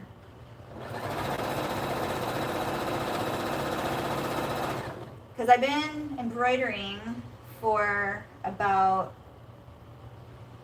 I'd say 9 months, maybe 7, 8, 9 months I've been embroidering, and I got this machine to start embroidering on because it's a combo machine, and I knew I wanted to start embroidering or like learn about it. So I didn't, of course I had no idea about embroidery, so I never even thought to get a multi-needle or even just a full-on machine.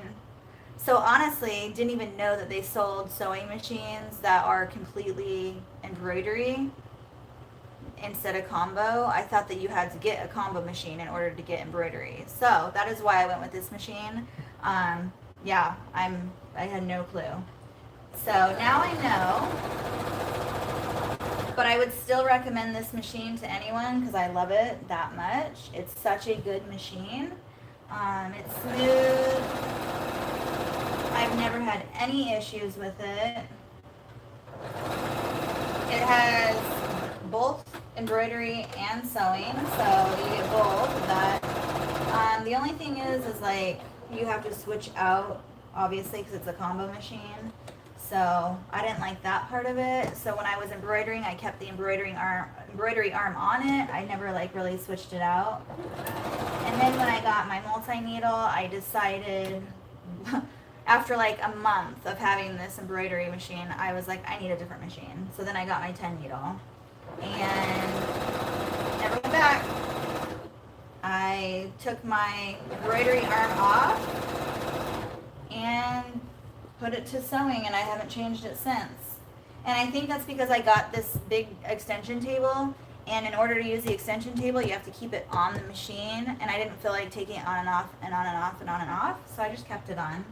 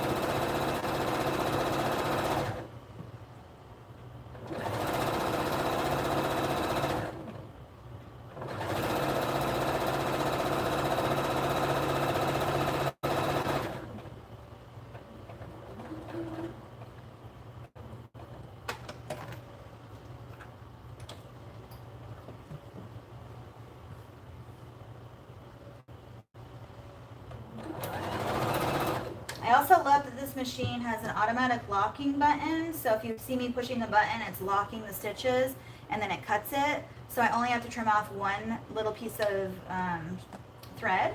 And I really like that. Also, it has the scissors on here if I want them. There's just a lot of features on this machine that's great.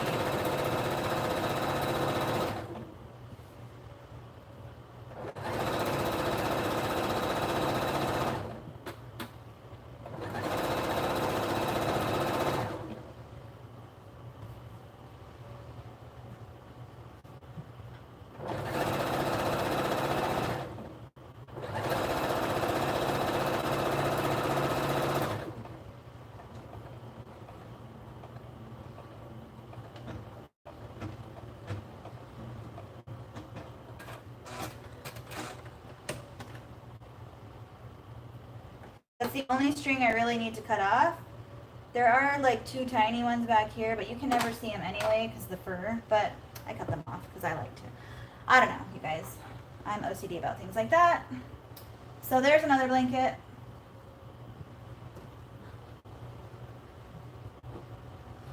Okay. So now we got these little lovies.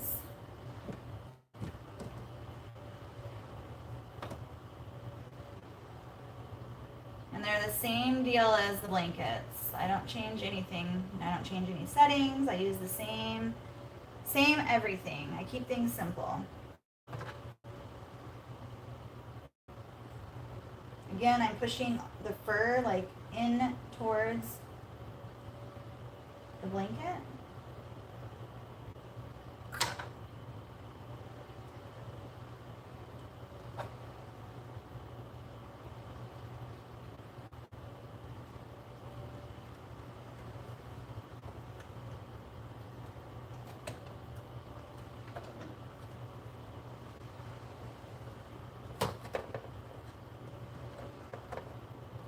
One, two,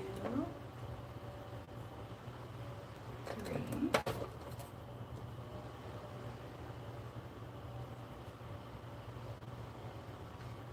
I like to sew my tags in. I know everyone has like their own way of doing it. Some people do it like around the whole thing, if you know what I mean, like fold it over the whole thing. I just fold mine in and push it all the way down. I like to be in the very bottom corner, but I do always make sure I'm getting it in both layers because sometimes I have sewn it and it wasn't in both layers, so that was a bummer. Just moving too fast.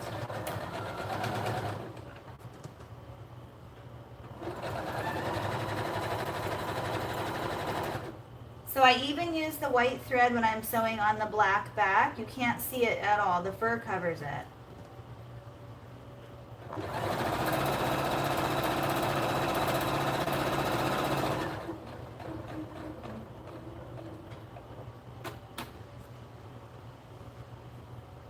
Sometimes when I feel like it might be needing a needle change, I'll make sure the back, you can always tell on the fur when the needle needs to be changed because you'll see the back is a little loopy or whatever. It looks good right now, but I just wanted to double check that because I have been sewing a lot of blankets, so I just always check it.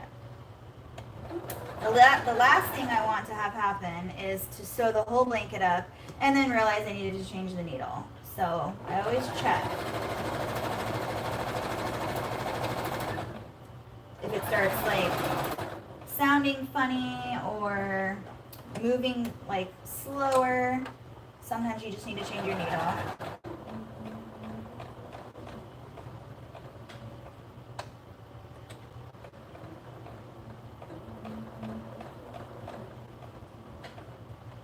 And I know I've said this 1,000 times, but for those of you who have never heard it, I do count when I go up to my corner on my lovey tag up here. I count not on these straight edges, but on the very pointy corner. I count how many stitches I went up, and then I'll do the same amount going down. That way it's not like off. It's very, you know, it's the same amount of stitches on both sides.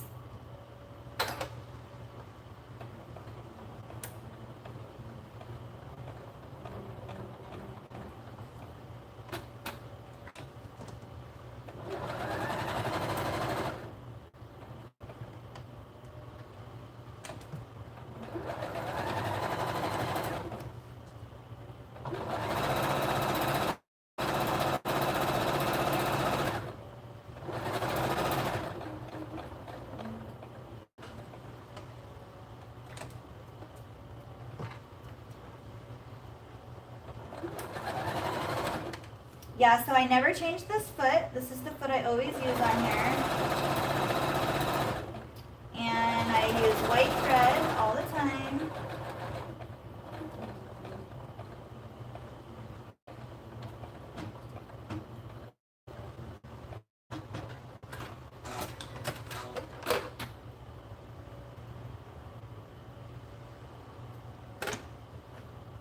Such a cute blanket. I love this one.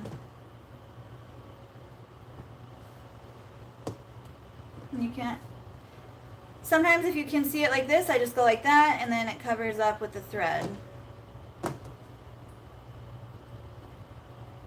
And then of course I'll lint roll and then put on the cam snaps at the very end.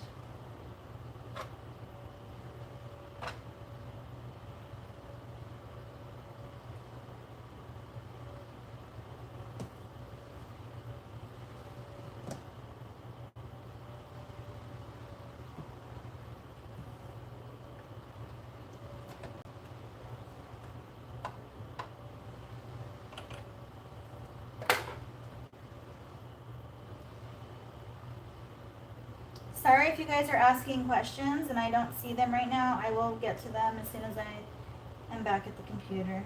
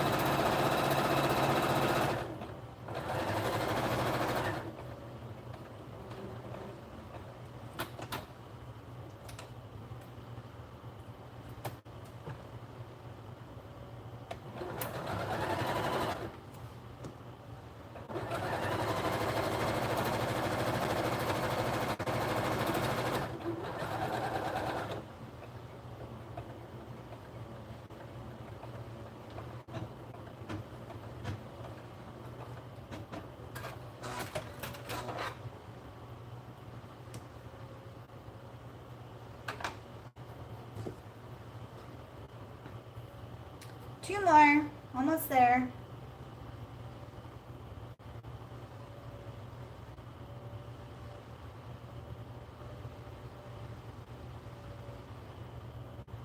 I might go check the computer really quick to see if you guys have anything for me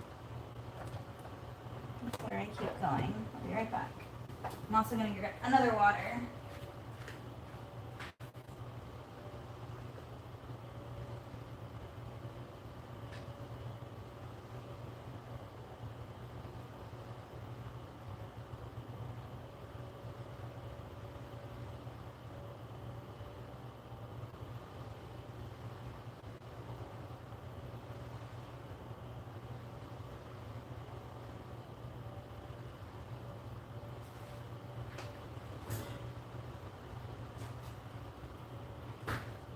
Looks like my internet is bad. Is it bad for you guys or is it just me on my end? So this machine that I'm using right here is a JANOME Memory Craft 9850, and it's a combo machine. So let me go type, I'll type that in for you guys.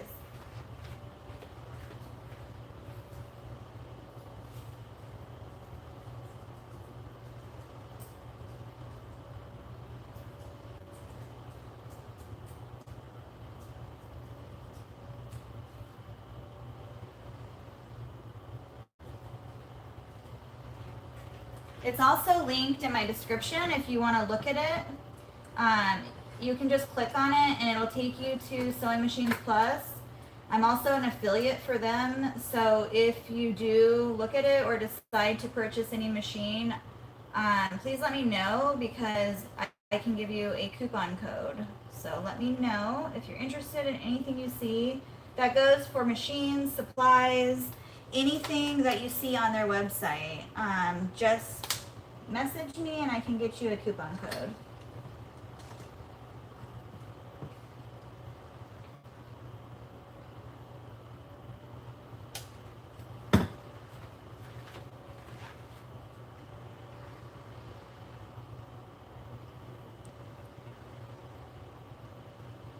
Of course.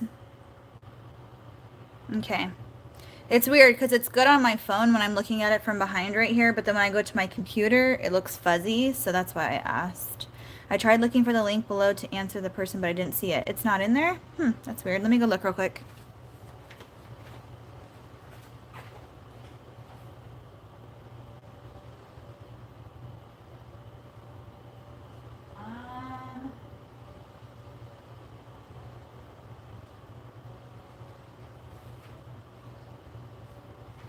Yeah, it's the third one down, so it doesn't say JANOME on there. It says single needle embroidery / combo machine.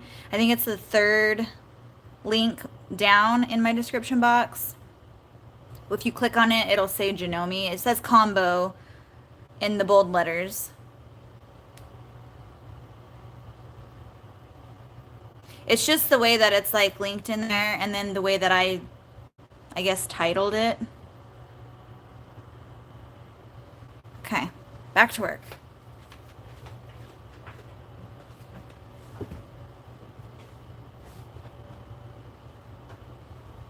I always wonder if I'm pronouncing their names right. So like this one is it Eli or Ellie? I think it's Eli James. I don't know. But that's one of my favorite things about embroidery is all the unique names that I get to see or make.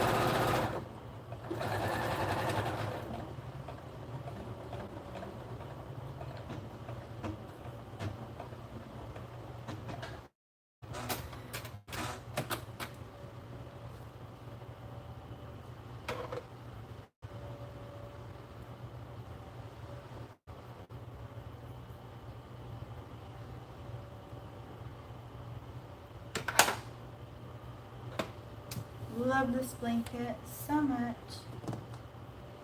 One more. One more, guys. One more. I don't know if I'm gonna make it. I think I will. I think I will.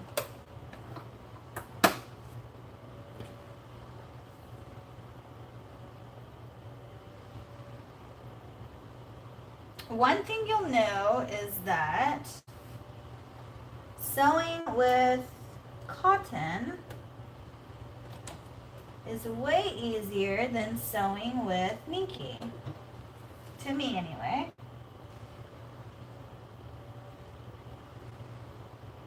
So I'm probably gonna jinx myself because that's what happens. But I always feel like this blanket is always so easy to sew compared to, not that they're hard, but this is just so much easier than minky.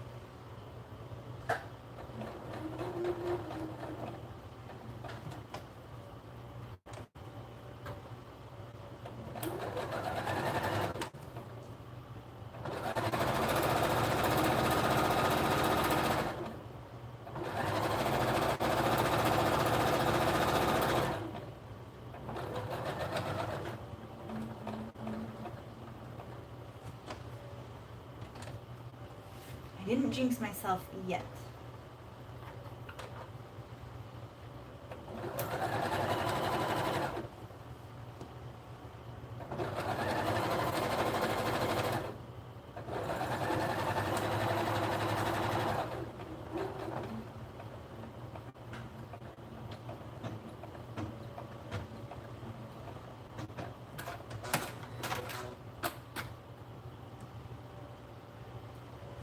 I also love this blanket. It's so pretty. Well, look at that name. Lilia Michelle. I think that's how you say it. Lilia? Or yeah, I think it's Lilia. I don't know. Okay. So, those are done. Machine off.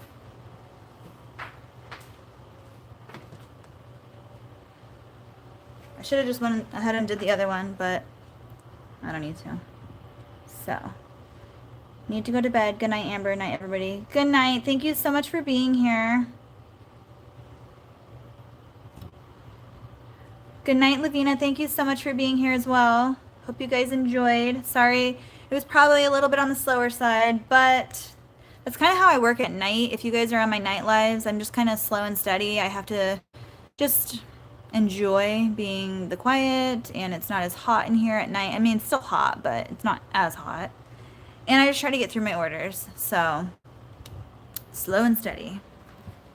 Okay, I'm gonna go ahead and, I guess, try to figure out if I want to do another shirt or not.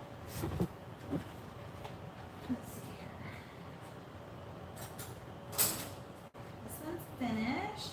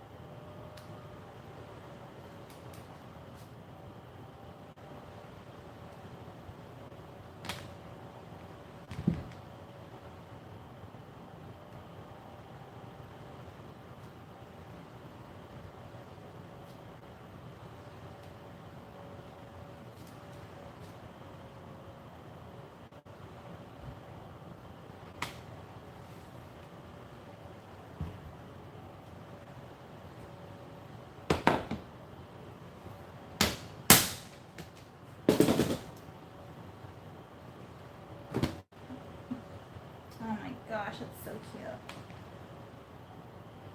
I've never done it on the gray shirt yet, so I think I might take a picture of it to post it. It's so cute. I don't know if you can see it, but I'm going to show it to you up close. I mean, I haven't like stitched or pressed it or anything yet, but look how cute that turned out. The colors.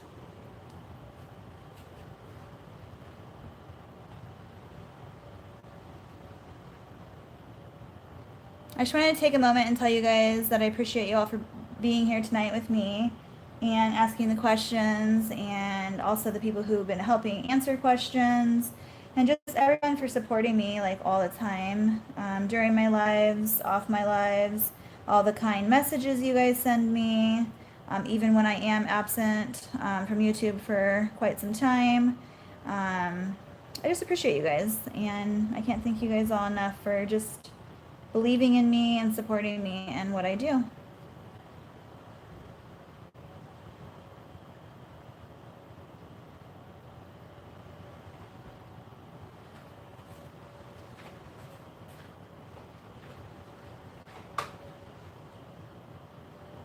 Okay, so tonight we did 2 blankets, 1, 2, 3, 4 lovies, and I did this 1, 2, 3, 4 shirts. Yeah, we're doing great. Now we need to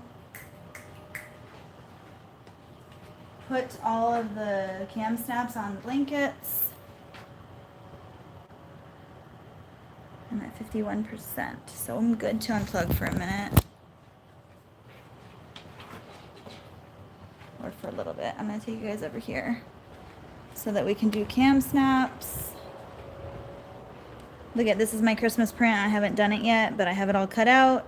Still slacking on Halloween print. I need to do those as well.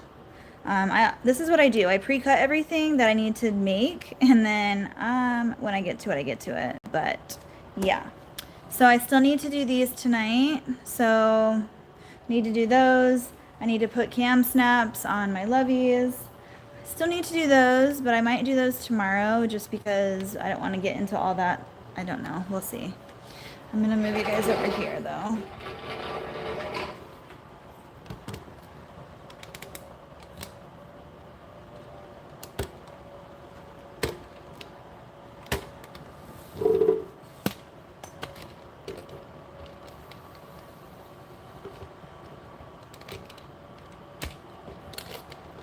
Putting you up on a table, sorry.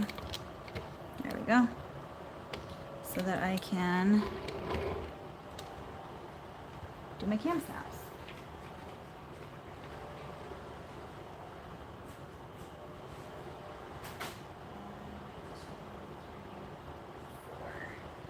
So these ones I don't even like pre-prep or pre-cut, not pre-cut, but I don't pre-poke the hole. I just do it. It just goes right through the minky, so it's not a big deal. So I just poke it right through there.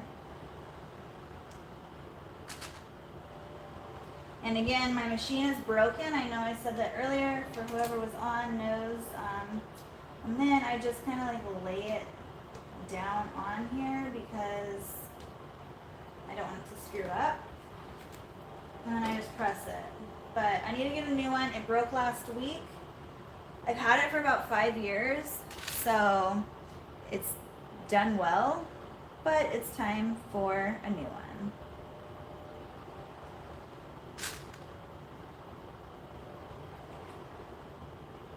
Still works, still presses it, just needs a little help.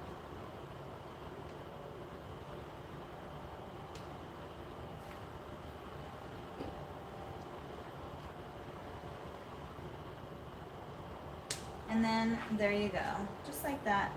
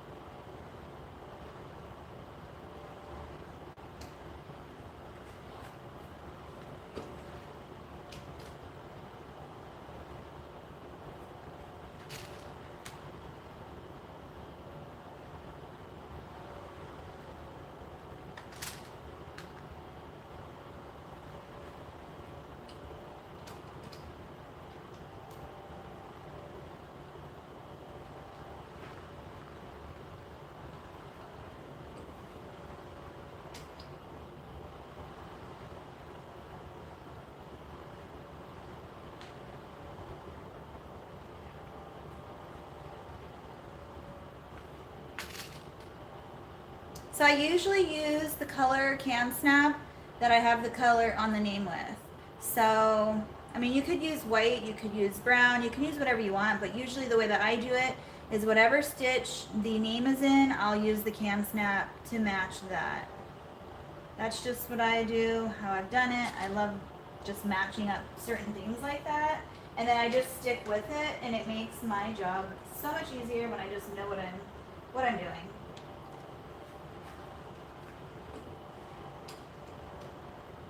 Makes it quicker so you don't have to sit there and decide on what you're doing. You just know automatically that that is what you're doing.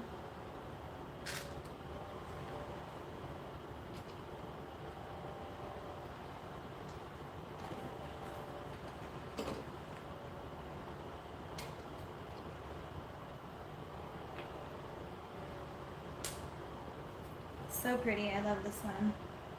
And the back is so unique too. It's like different. And it just so happens to be that they're all black. Now the cactus is like either or. I just now got done saying that whatever color the name is in, that's what the color cam snap I use. But the cactus is a little different because it's black, white, and gray. The name is in gray because you can't see the name in black on here. So that's why I always do the name in gray on this blanket. The backing is black, so you can go either way. So, I mean, most of the time I'll do black on the cactus just because normally I would do the name in black, but you can't see it. So, it's hit or miss. I'm going to do black only because I already have the black out. I don't want that gray with this one. I would normally use that gray, but I already have the black right here, and it looks good either way. So I'm just going to do black. Sometimes you just make your own judgment call.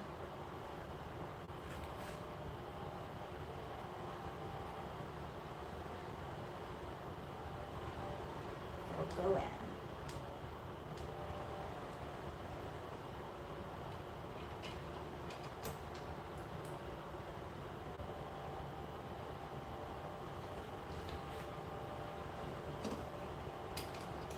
I really need to order a new one of these. I'm going to order a new one over the weekend so that it comes in next week.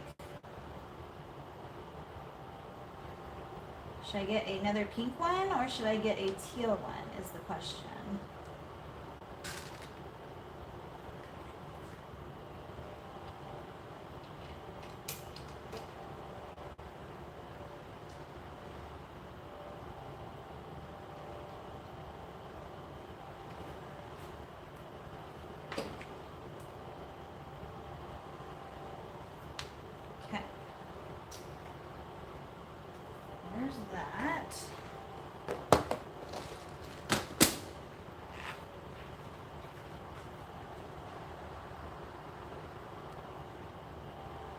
Teal.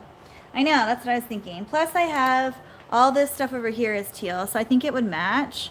I did all of that. All the teal is everywhere. Teal trash cans, teal this, teal that, everything. But then I went towards clear everything, clear and white. So yeah, everything is just different everywhere. Okay, so now I'm gonna go over here and grab some of my wood rings I keep over here.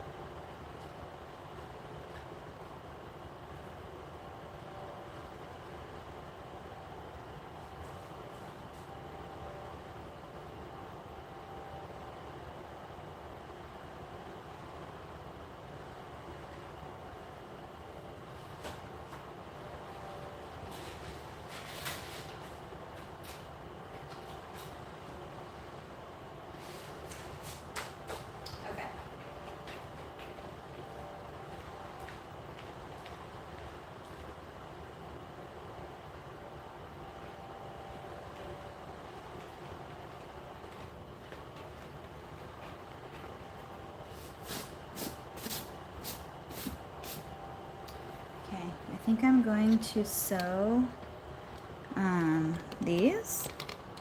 If you guys want to watch me sew these, I need to do these really quick. So these are pretty fast sew out. As long as the machine is cooperative, then it's good. I'm gonna actually turn you guys around this way so that I can see what you guys are saying to me. If you have any questions.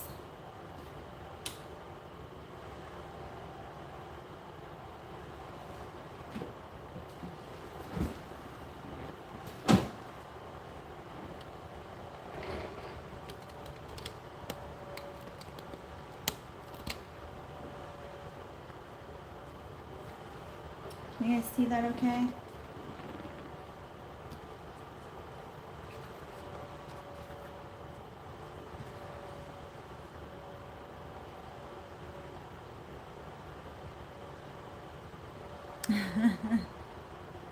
$1034DX.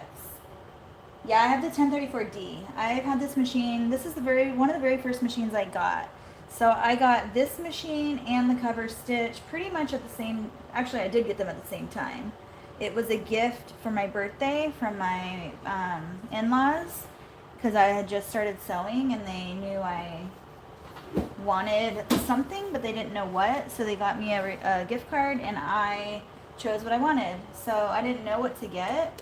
So this is what I got and I love it. I think I'm going to just put a little bit of oil in here. So again, back to designated machines. I use this machine for basically my nursing pads, and that is it. I use my other serger behind me for all my clothing. So I'll show you guys that in a minute. But this is what I use for all of my nursing pads, and I probably need to clean it out real quick because it does get quite fuzzy. Actually, looks like I just cleaned it, so I think we're good. Let me just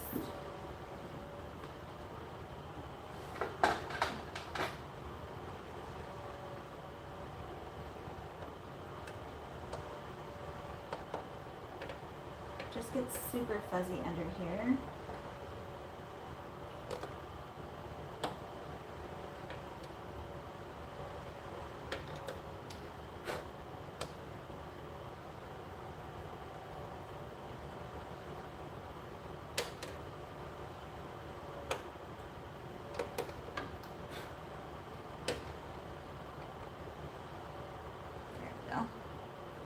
Big old chunk.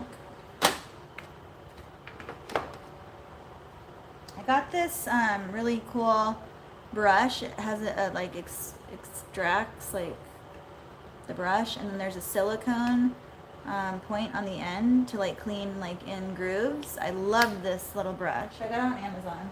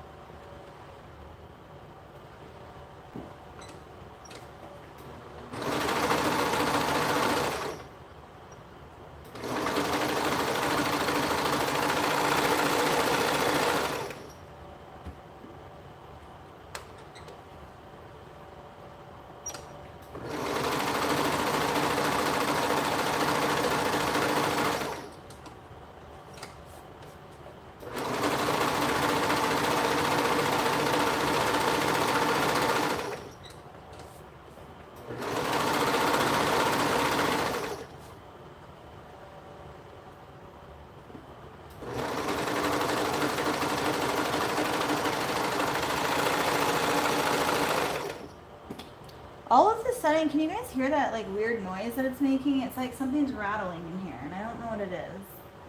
I've been trying to inspect it and I have no idea what it could be.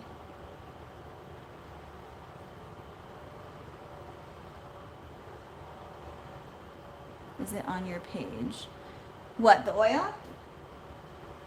Yeah, this is just Dritz oil. I think I just got it at Hobby Lobby. So I use this on the Serger. I use the oil pens from ALLSTITCH for my embroidery machines and my industrial machine.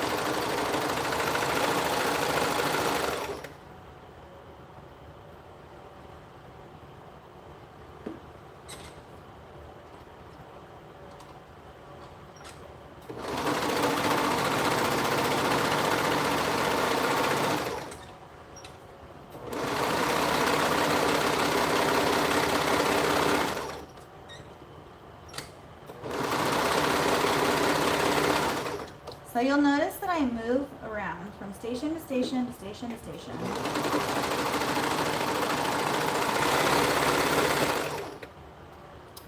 Because every station is something different. And during the day, so what I do during the day is I prep for the night because I like to work at night. So during the day, I'll prep, I'll do like all this prep work, put it over here, sew it at night. The blankets, I prepped and sewed them at night. Embroidery shirts I kind of do throughout the day. Those ones I just do all the time because they do take longer.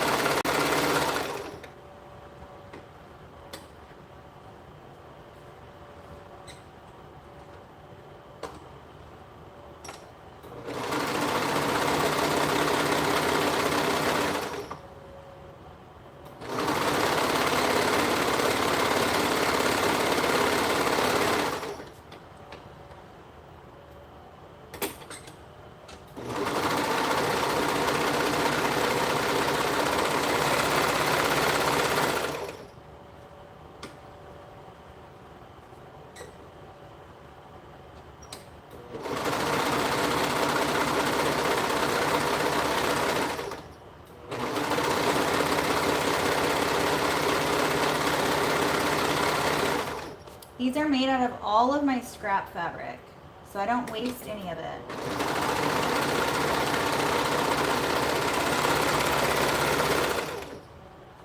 I make nursing pads out of them.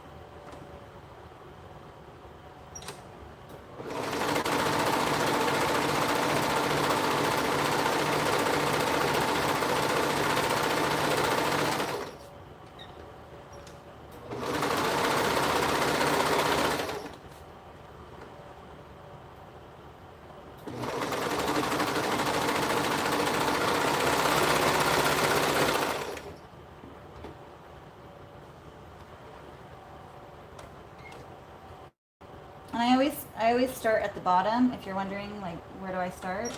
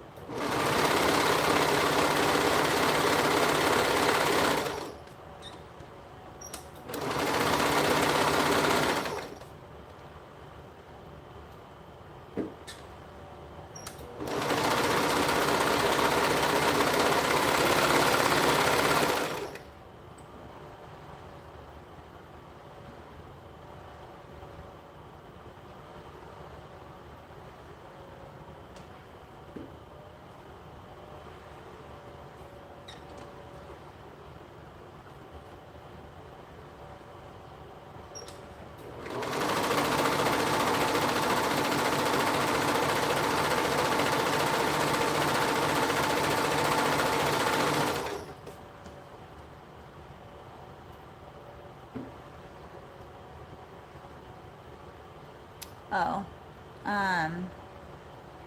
the pen brush. I don't think I have it linked on there, but let me look what it is. I got it on Amazon. I can link it for you in a minute.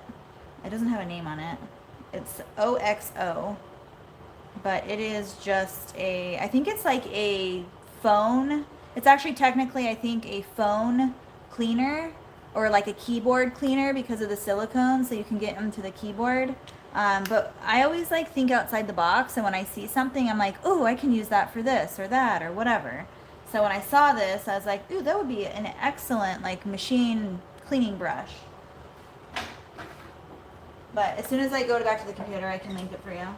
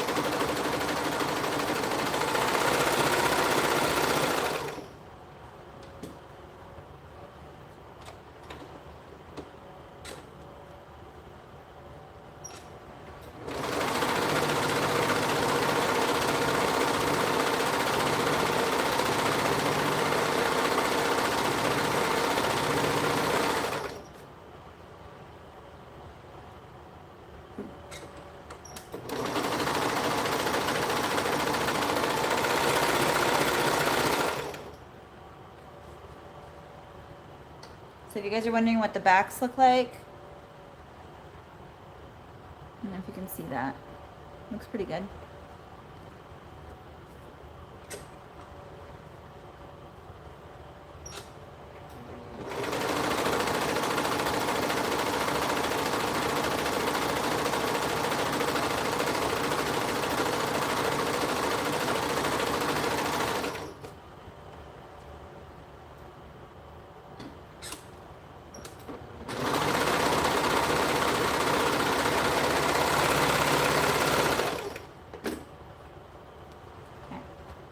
There's one.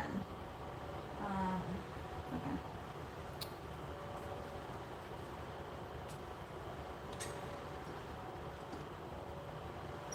We're getting there, guys.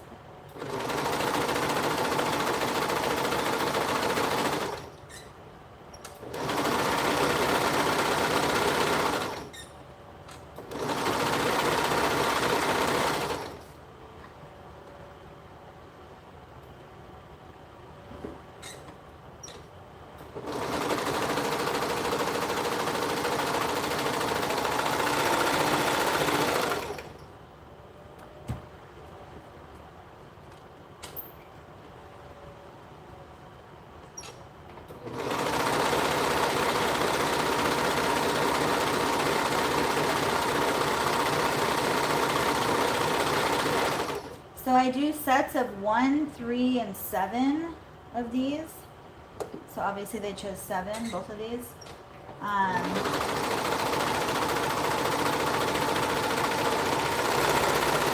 I get orders of these every day, but I don't print them out, or I don't cut them out every day. I wait until I get like a few different orders of the same bulk. So like I got 2 7 sets, and then I have like 3 sets and a couple 1 sets, but I do them together at the same time. That way I don't have to get my machine out, cut them, and then get it out again and recut them. So I try to do them at the same time, just like I try to do my blankets all at the same time. It's just time management, honestly, like just figuring out when the best time is to do stuff.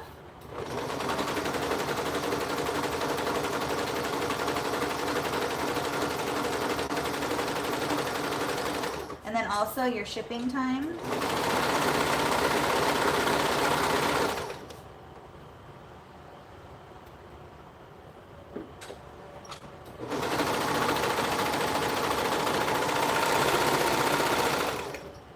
And I always overlap it like a good 3/4 of an inch to an inch.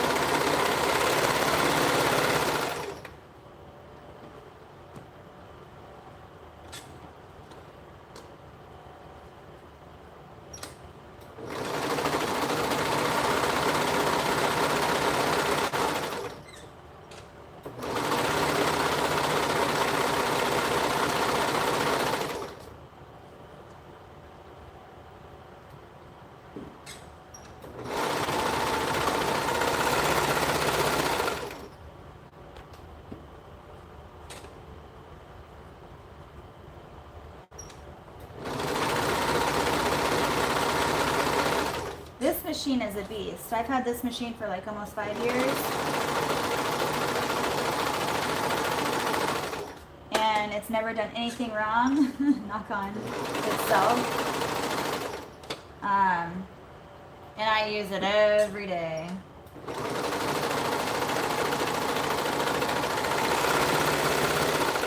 So this is a good starter machine. If you need a starter machine, this bad boy right here does everything.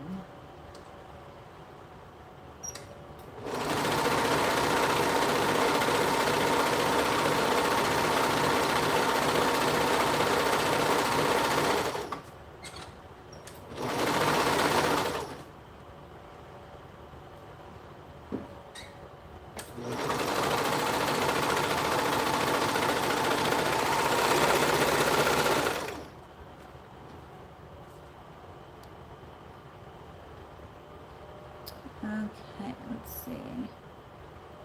I have a tutu, a shirt, one pair of toddler. Hold on. One pair of toddler Converses to bling out, one of the baby booties to bling out, and a sample blanket. You can call me. Aw. That's gonna be so cute. So hot here too. We were all packed in the AC. Yes. Trying to move to Arizona? Yeah, it's not dry heat today, or the last month, I'd say. It's been so muggy, which we're not used to.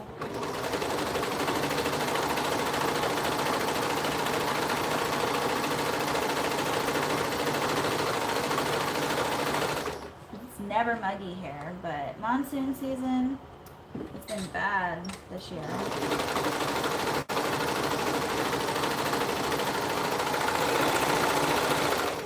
The storms the other night scared the living daylight out of me. I thought our house was gonna explode. We're not used to storms here, so I'm a native from here, so when it did like storm really bad, it was scary.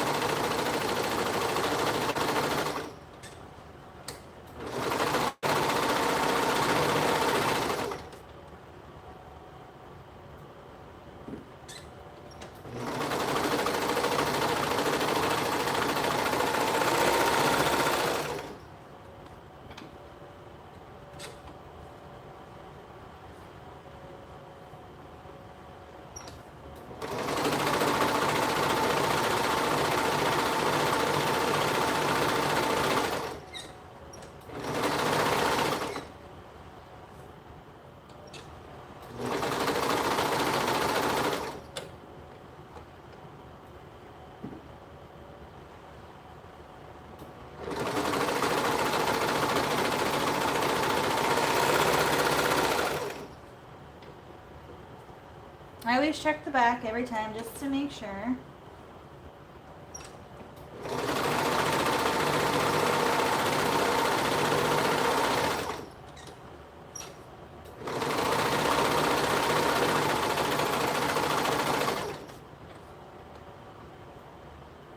The last thing I want is to sell one of these and then the back be messed up and they're like, this lady doesn't know how to sew. So I always try to make sure it's like nice all the way around every edge.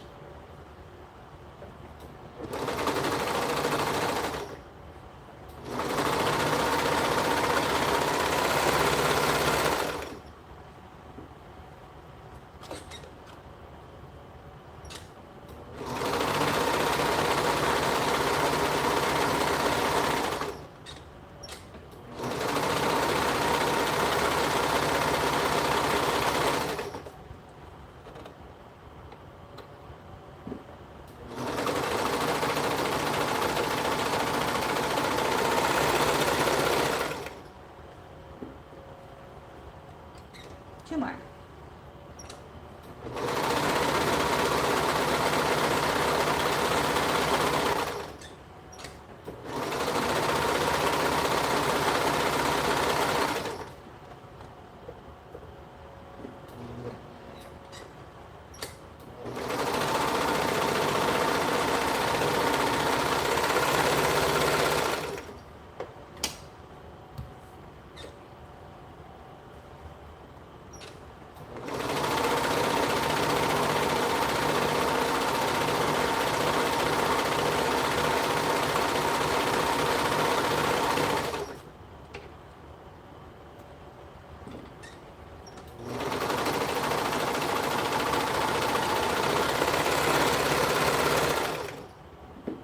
Okay, so now what I do is grab my handy dandy, it's a large eye needle, and this is, some people have a nitpicker. I don't. I literally just, I pull it, the string, I pull it out, and then I kind of like let it hang, so it's like hanging like that. I squeeze it all the way up to the top, and then I shove it through the eye of the needle, and then I go, so when I take it off the serger, the thread is going this way. So now when I go to tuck my strings in, I go the opposite way. And that will then keep it from coming undone and from fraying.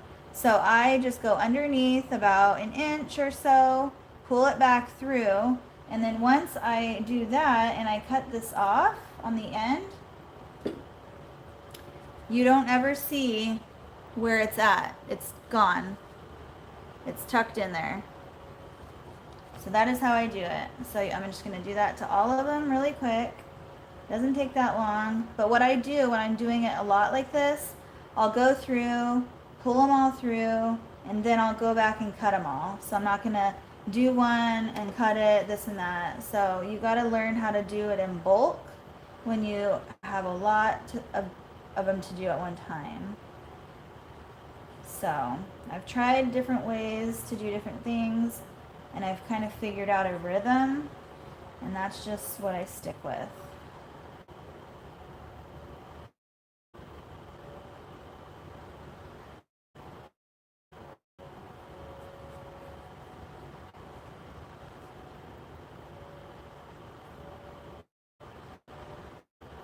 I think the key is pulling it straight in the very beginning instead of not pulling it and then it's getting clumpy. So I always pull it to make it straight. This is called a tapestry needle, if you're wondering. I think that's how you say it. You can get them at Joann's, Hobby Lobby, and they're just really thick, large eye needles. The reason why I use this one is because the other end isn't sharp. It's rounded, so it doesn't poke your thread or your fabric. So it glides right through the seam without poking out.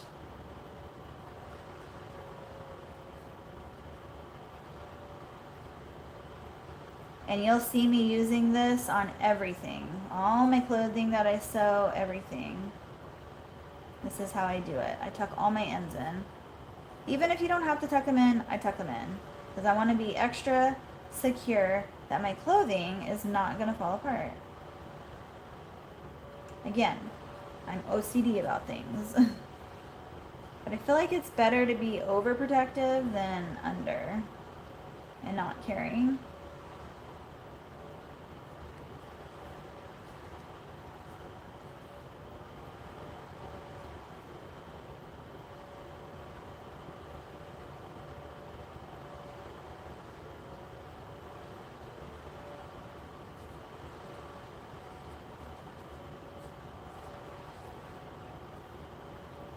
I know it's an extra step. It doesn't take that long. Like, how long has this been? Like 2 minutes, 3 minutes, something like that. Well, once it doesn't cooperate with me. Got stuck.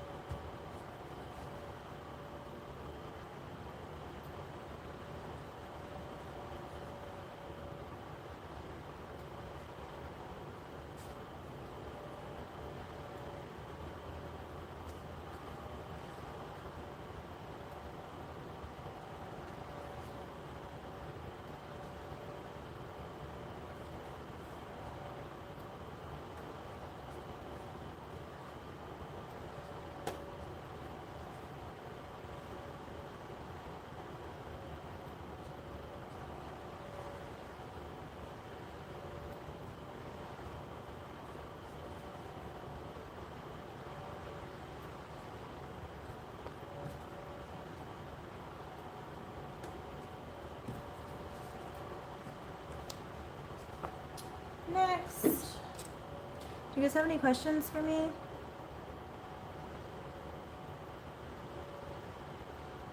It was tremendously loud. I was sitting at my embroidery machine. It scared me. Wow. Good night, Zoa. Thank you for being here. Getting me a snack. Been working since I got off at 4:30. I'll finish. Oh my goodness. That's a long day, Marissa. But I've been working all day too. But I took a break to go eat with the kids and stuff.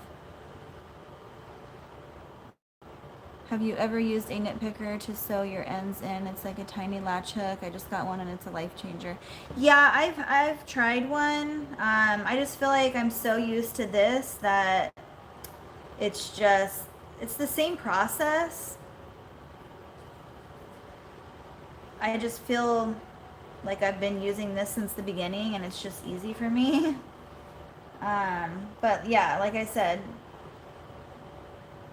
nitpicker, same idea, same concept, it's just a different tool. So, yeah, it does the same thing. I'm just used to this.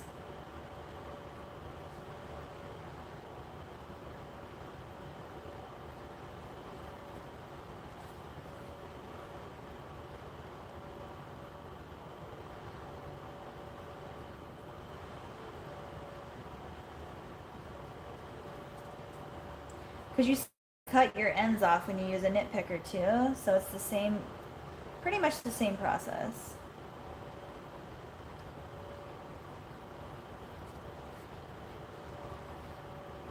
It could be wrong, but I don't know.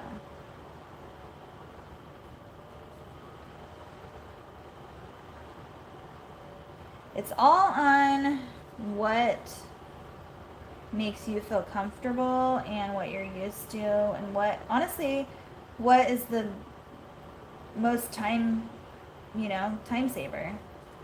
Which way can you go faster with? Which one can you use better? Which one can you use faster? Everyone has different learning abilities. I got flustered with the nitpicker because I know you have to like put the little hook down every time, and I just felt like every time I went to go pull it back, it kept getting caught, and so I was just getting flustered. And then with this, sometimes like it happened before in the beginning, you saw it got caught. It's all about the way you do it each time. But I'm pretty fast with this little gadget.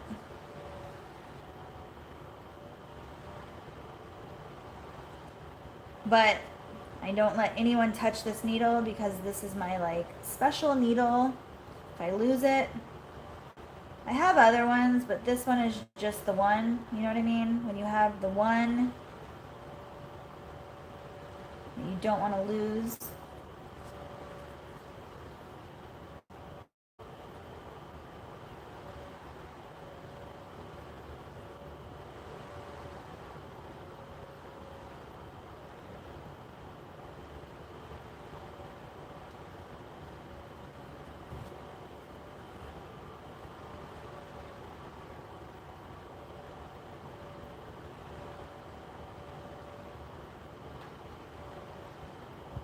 So these are always my ending project because they are just so relaxing to do. You just sit here and it's the same thing over and over and over again.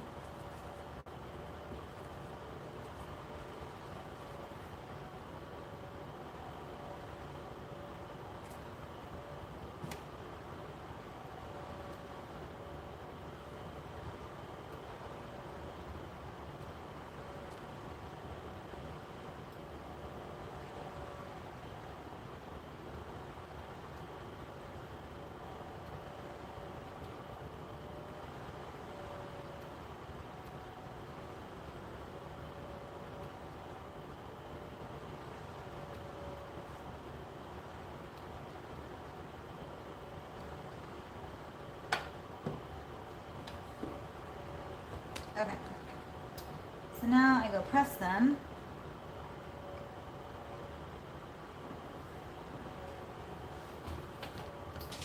Press them and then pack them.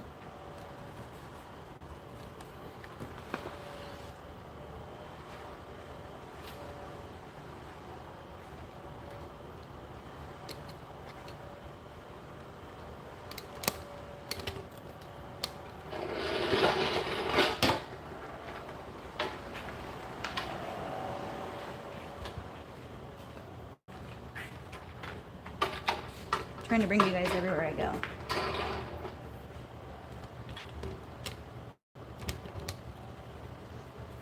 Okay.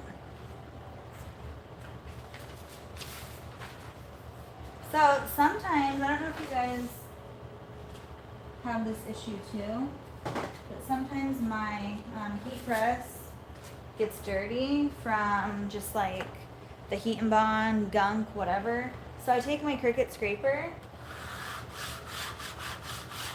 and I just scrape it and wipe it.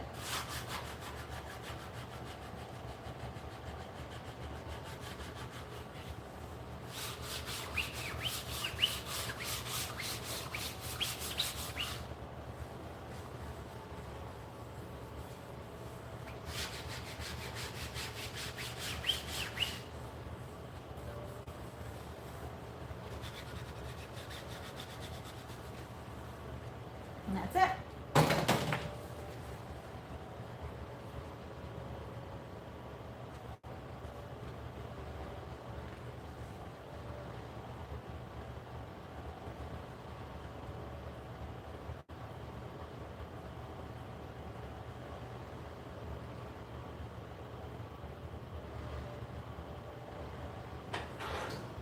I don't do it for too long because it has a like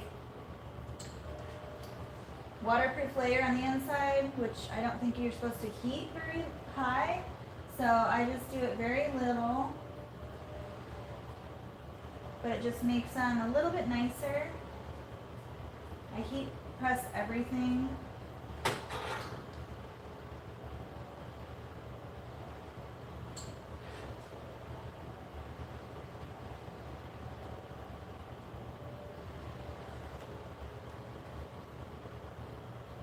I just feel like it makes them look more professional.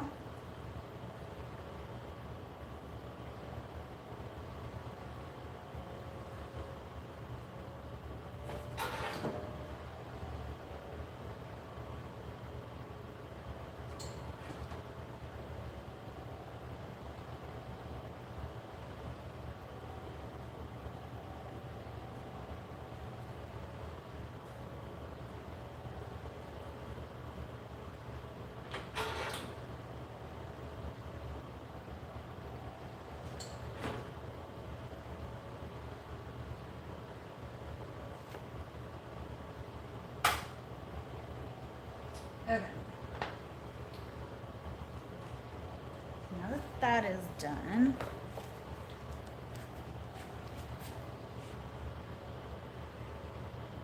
I'm gonna plug you guys in over here, I think. Give me 1 second.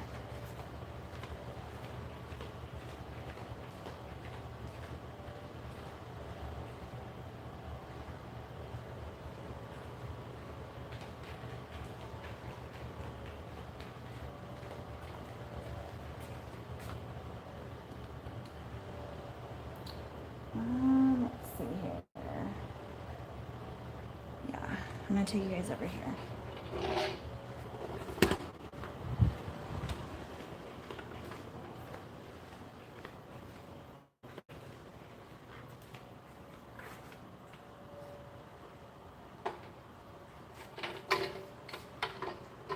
I gotta go get a charger really quick, so give me 1 second.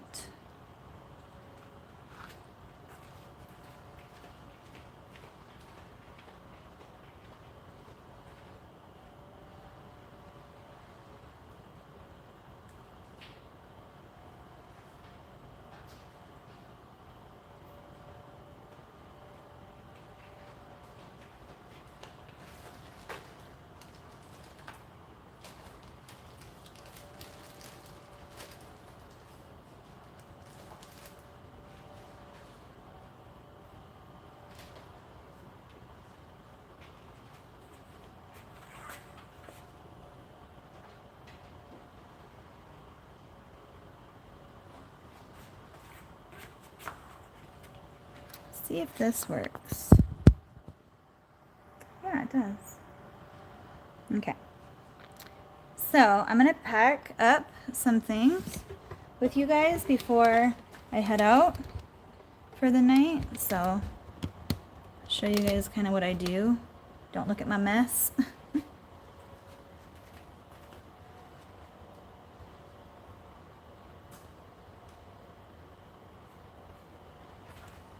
Okay.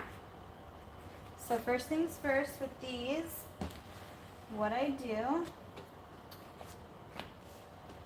is lint roll them, because the back of them, if they have anything on them, I don't want it to be like dirty when they get them.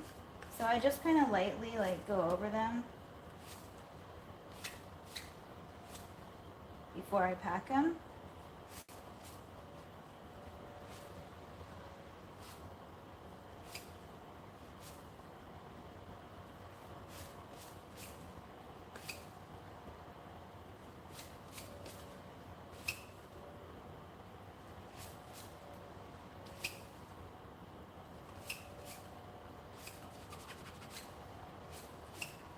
Packing is my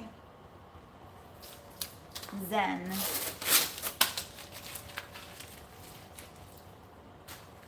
Also, you guys, I just got this stamp. I don't know if you can see this, but it says like my compliance stuff on here. I don't know if you can read that. I did a practice one on here. Let's see. Can you guys see that?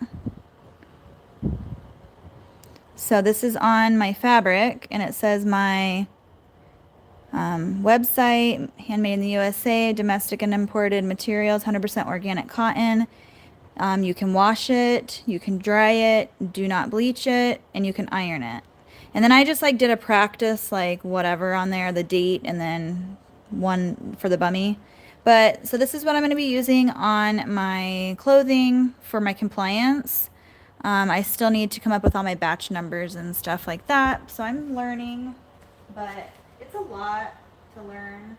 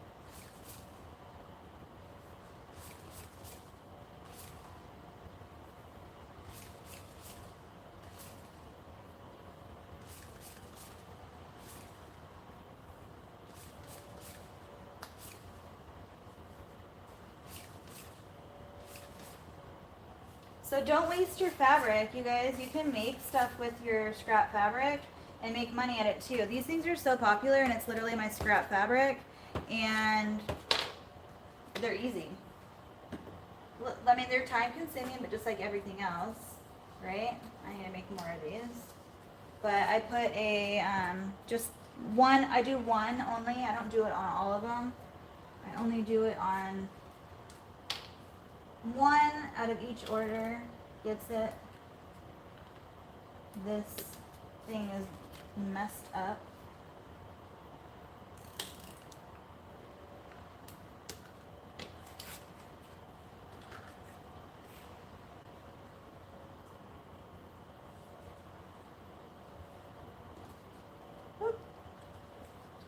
So I just wrap around and around.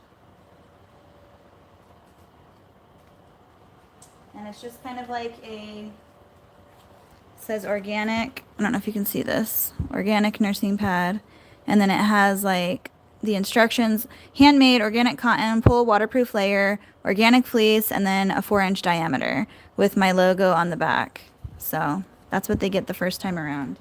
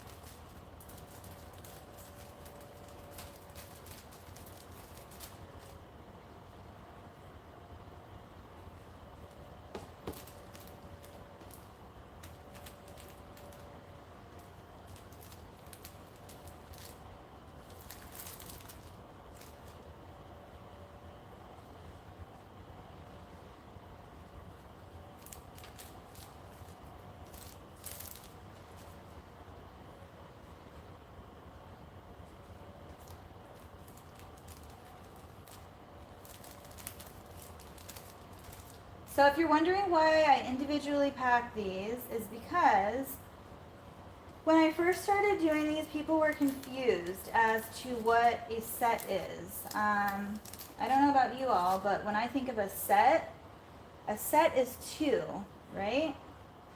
So some people were like confused, and they're like, I don't know why I only got 1 set. Or they were just confused about it. And I'm like, you ordered... So if they ordered 3, that means they get 6 pads, because 1 set is 2. You have 2 breasts, that's 1 set, 2 of them. So this is 1 set. So now I separate each set. If they order 7 sets, they're going to get 7 of these bags. That's how I do it. Just so there's no confusion. I couldn't figure out how to make it any less confusing, so I just started doing the separate bags, and then that's how I do it now.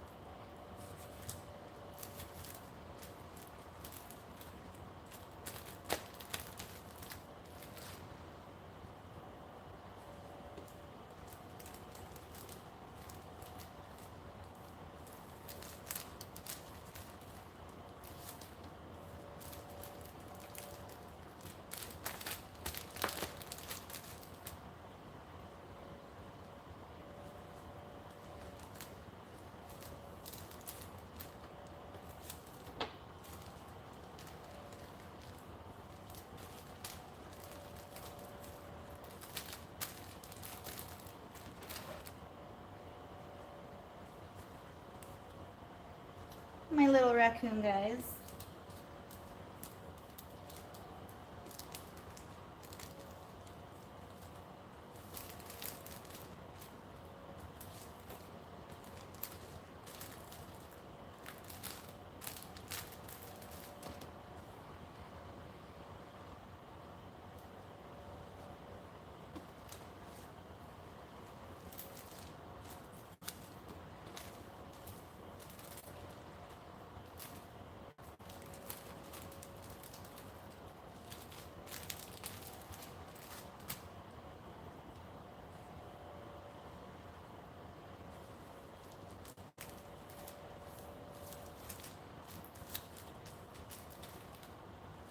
This part does take a little bit, but I just like to pack nicely. So you either like it or you don't. I love packing.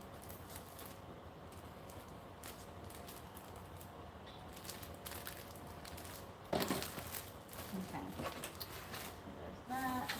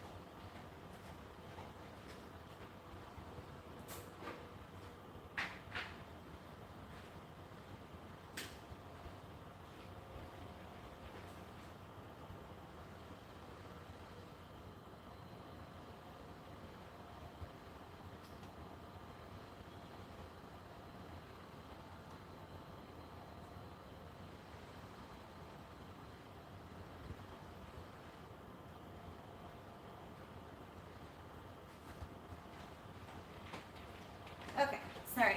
I was just checking the computer, grabbing my water, and shutting off my machines really quick, so.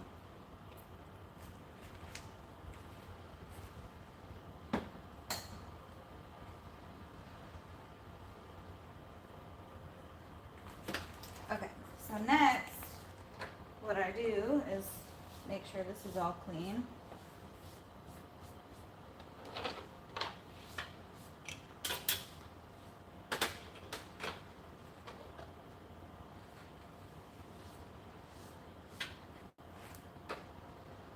I literally clean this every day. It's the first thing I do every morning because I work in my garage. So I try to keep everything as clean as I can.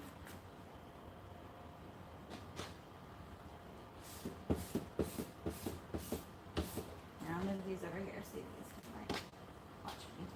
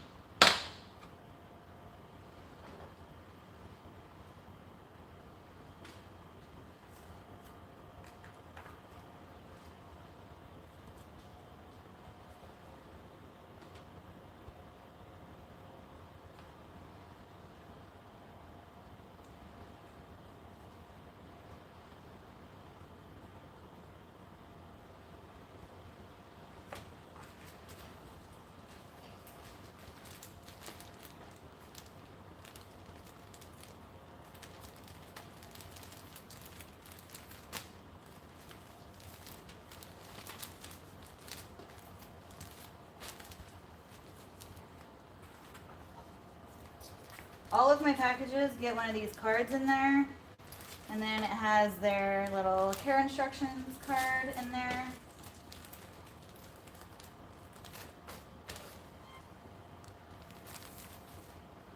So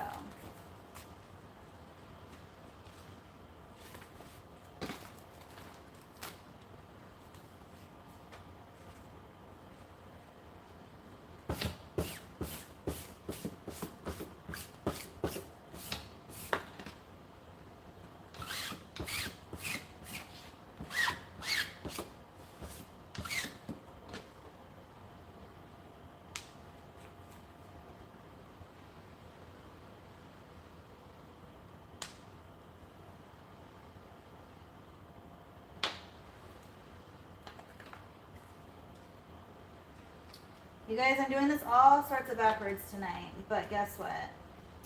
It's 12:30 in the morning, and as long as I'm doing it, I'm doing it.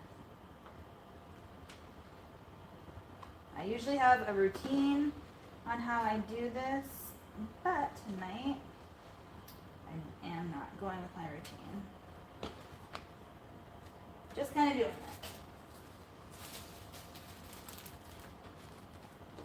I mean, it's not way off, but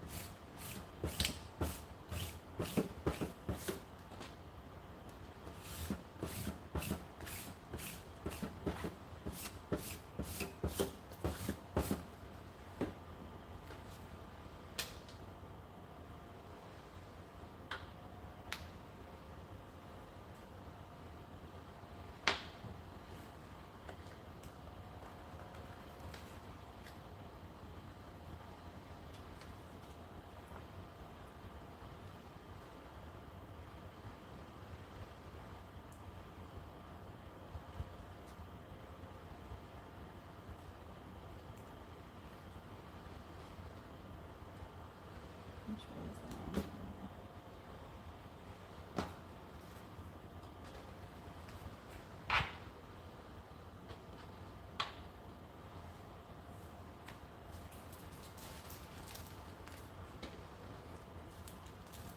It's been one long day, you guys. I was on earlier for a while, and now I've been on here for like 4 hours now, I think. Something like that.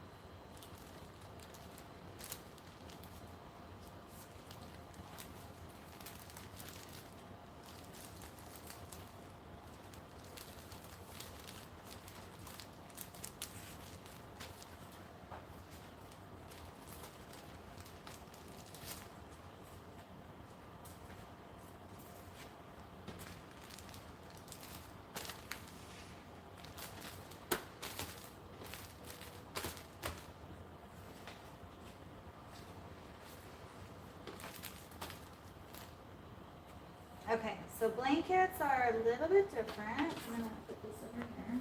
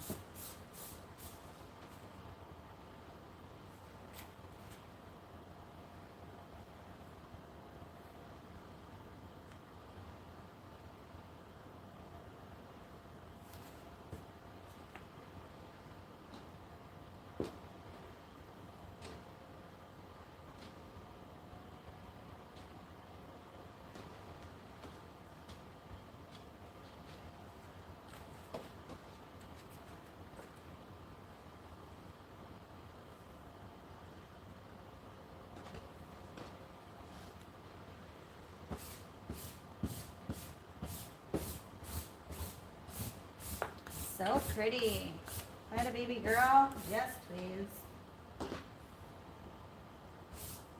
I mean, I do, but they're older. But actually, my older daughter asked me to make her one of these blankets because her room is mermaid theme or like ocean theme. So I should make her one of these. So pretty.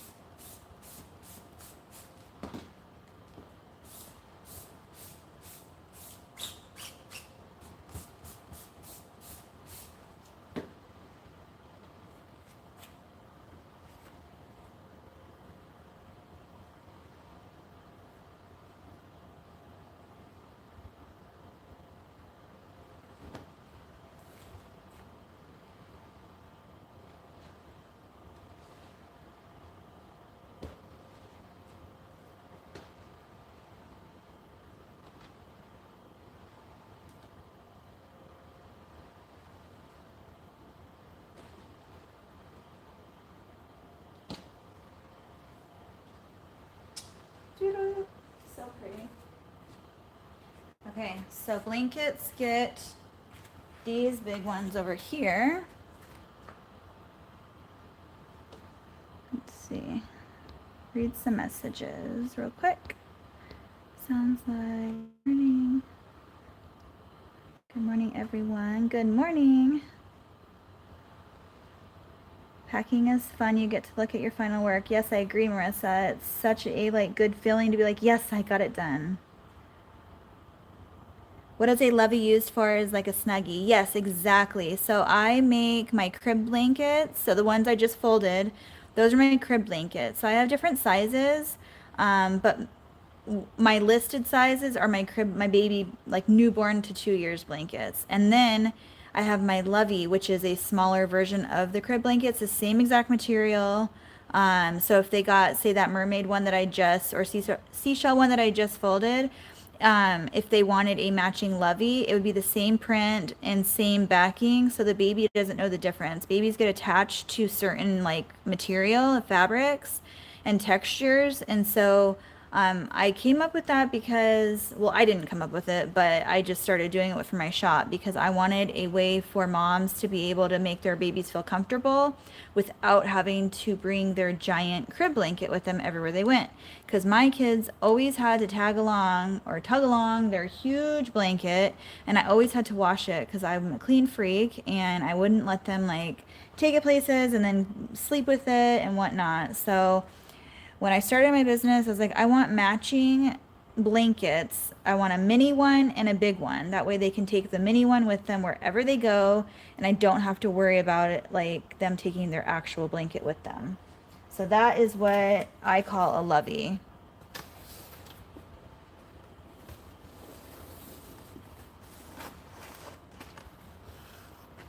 Good night, Marissa. Thank you for being here so long. I hope that you had a wonderful and productive day and get a good night's sleep. I will see you next time.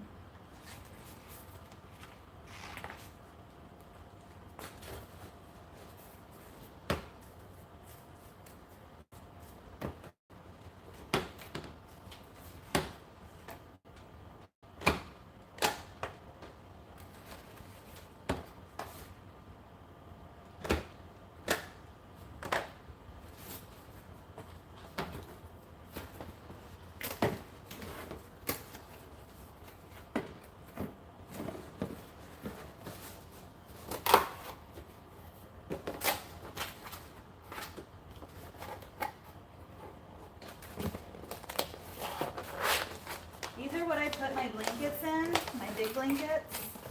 My little blankets I just put in the bubble mailer, but my big blankets get this. And I do that. And then you guys are right here, so I'm just gonna bring this over here.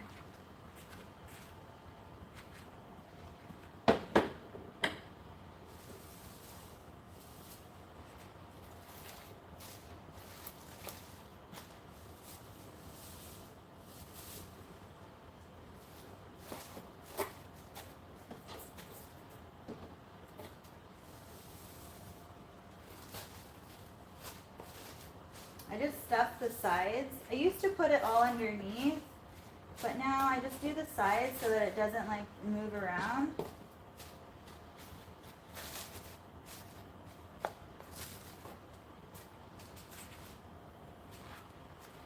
And then I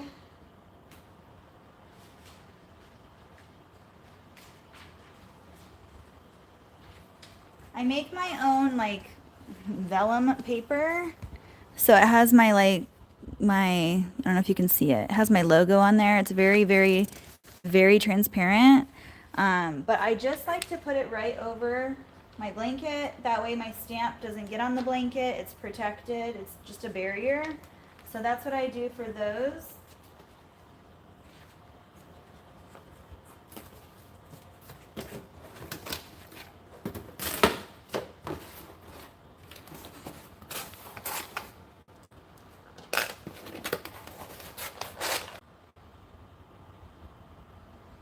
Okay, am I here, you guys? Can you see me or hear me? Sorry, my hand. Can you guys hear me?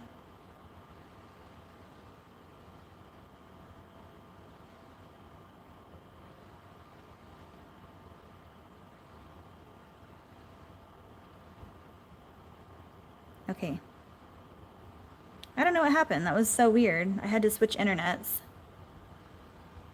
I'm telling you guys, it does that like randomly where I live. So I apologize. Where was I? Okay.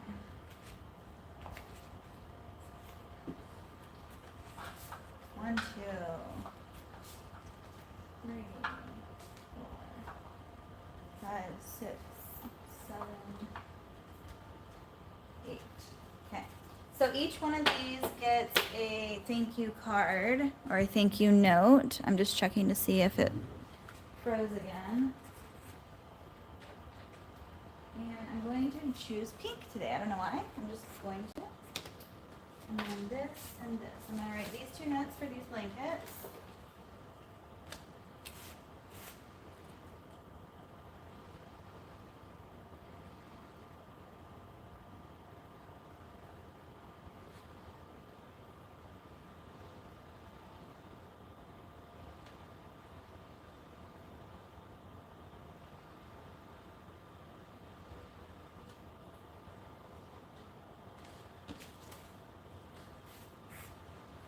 That.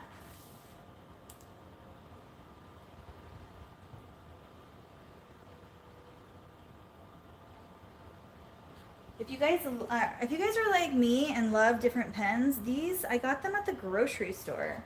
I love them. They're just the Sharpie pen. It's the fine point. These things are so amazing to write your thank you letters with. My other favorite ones that I use are the Papermate fine ones. These are also the fine tip. I don't know if you can see that. Flare medium, sorry. The Papermate Flare medium. These are awesome too, but I'm loving these Sharpie ones. I'm very weird with my pens.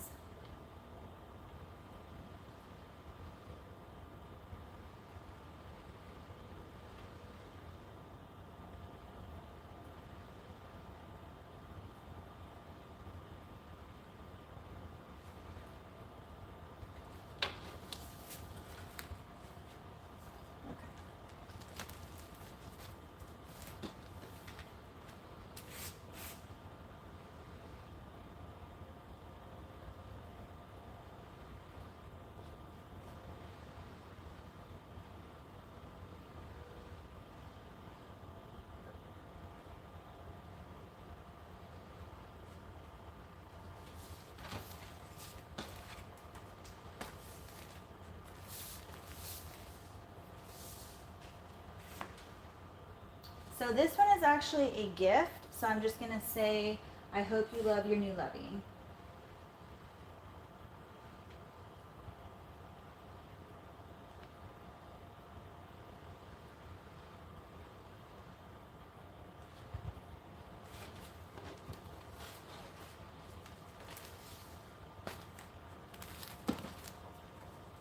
This one's also a gift.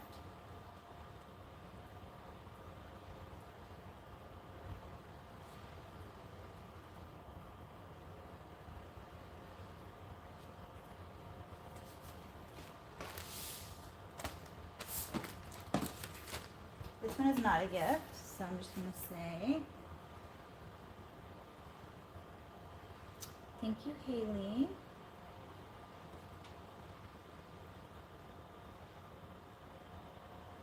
Hope you love this sweet cactus lovey. Okay.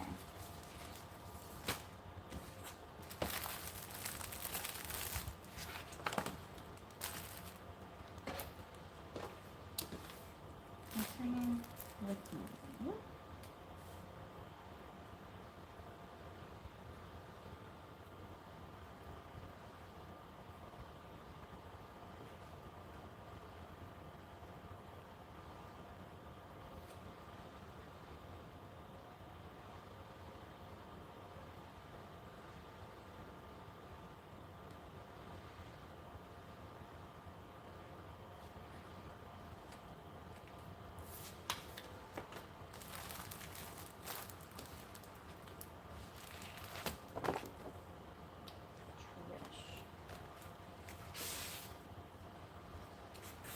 My hand gets tired after a while.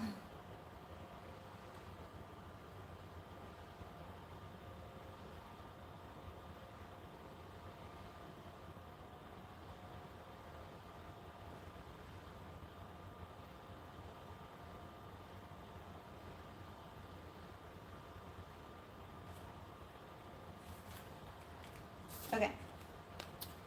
Now,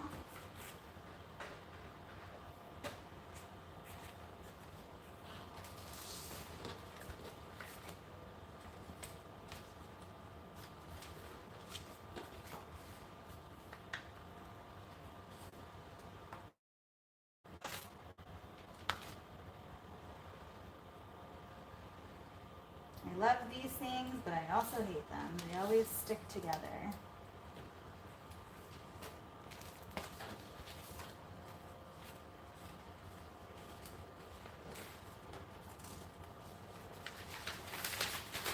Whenever I get a gift one, I put this Handmade with Love sticker on here, just so it adds like an extra, I don't know, extra touch.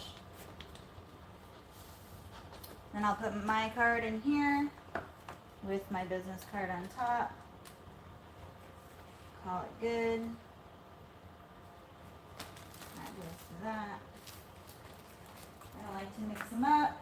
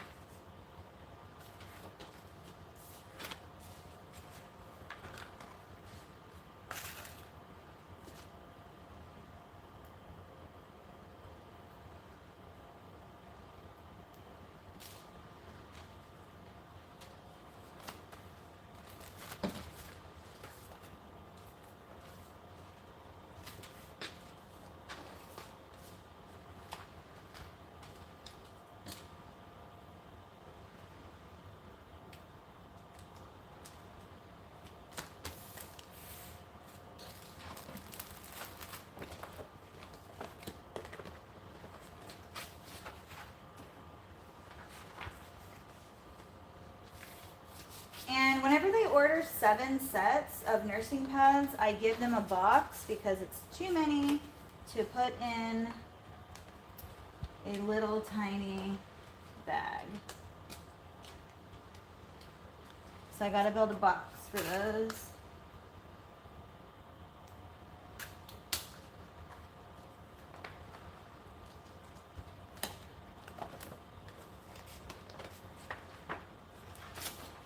I'm not normally this slow, you guys. I'm just moving slow because it's been a long day.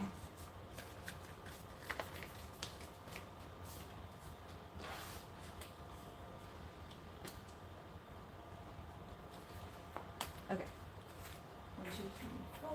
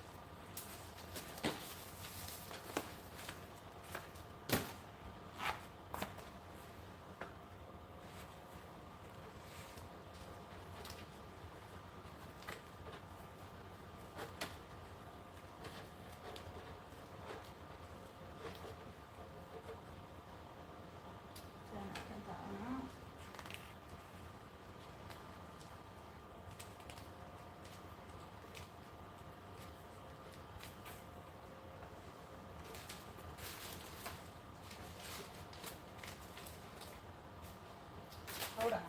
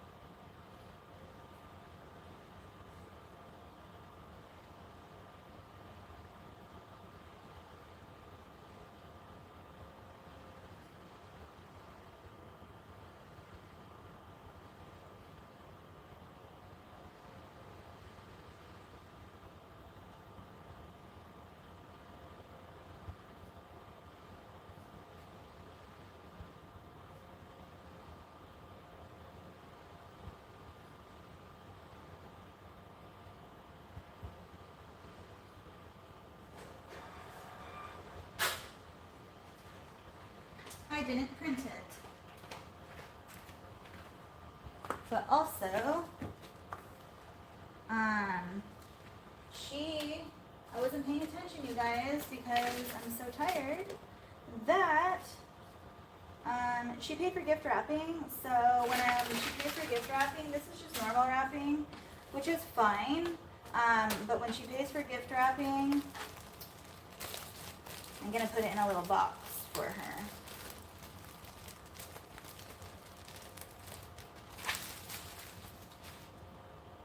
So this go together.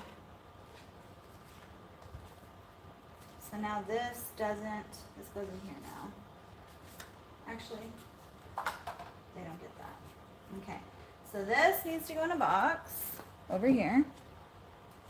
Gotta pay attention.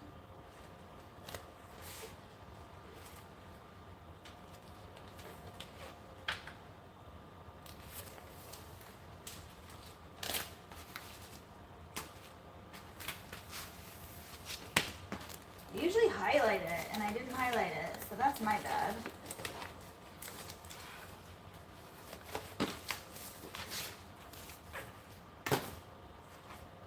Okay, so now I'm gonna put that away.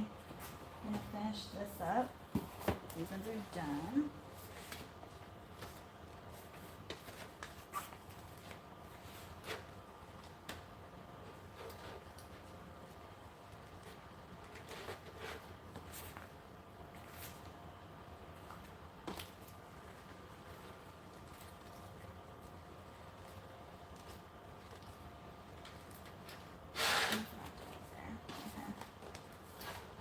You guys, I'm slacking.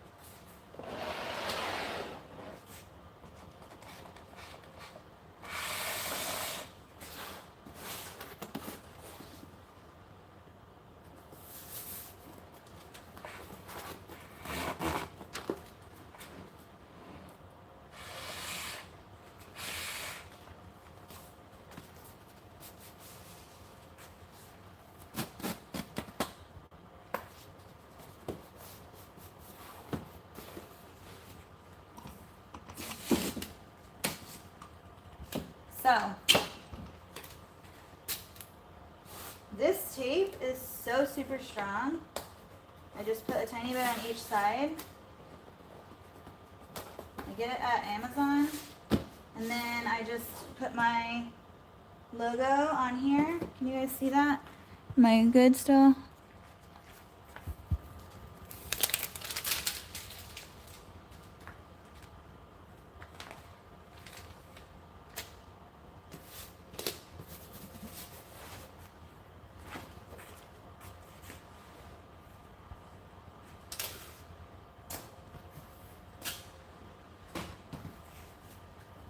Okay, that one's done. Now we gotta do 3 of these boxes.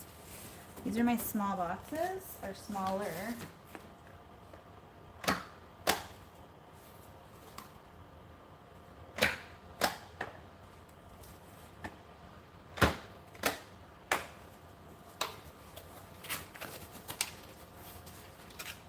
These are my U-line boxes. I love these ones. These ones are, I think, 11 by 9 by 1.5 inches. And I just simply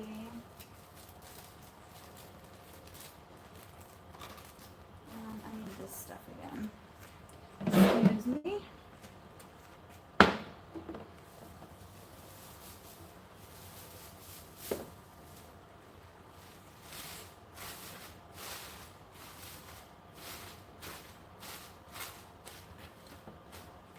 I just kind of do that, just a little bit, and then I just put these on top of it.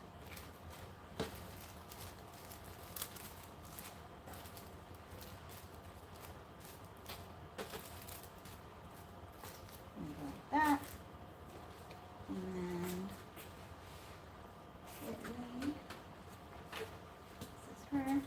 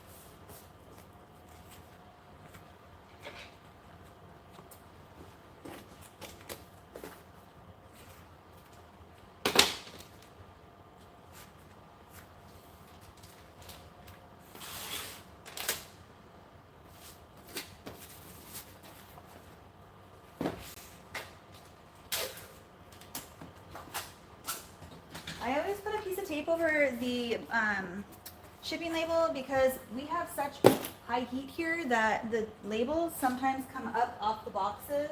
So I just want to secure it as much as possible.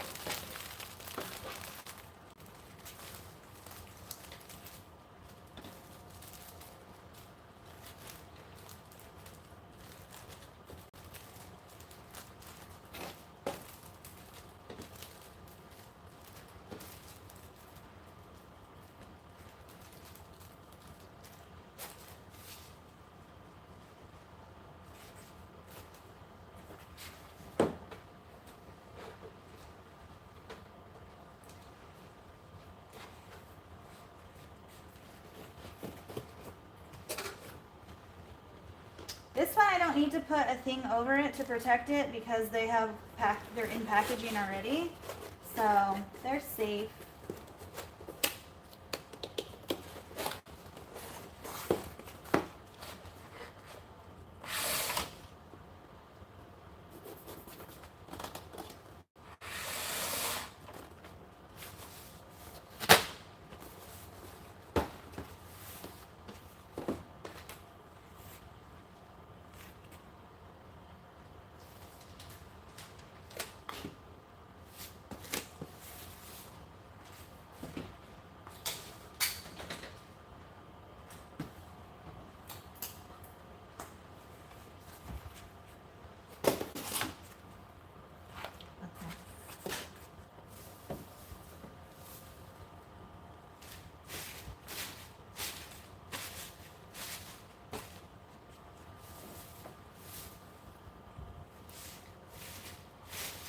So this will be like a gift wrapped one. So it's not just thrown in a bag.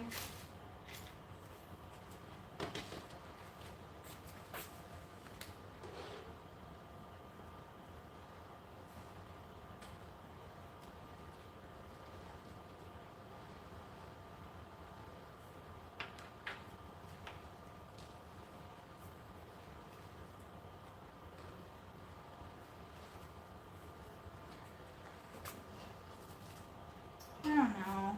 I don't really like laying it. I'm gonna do this.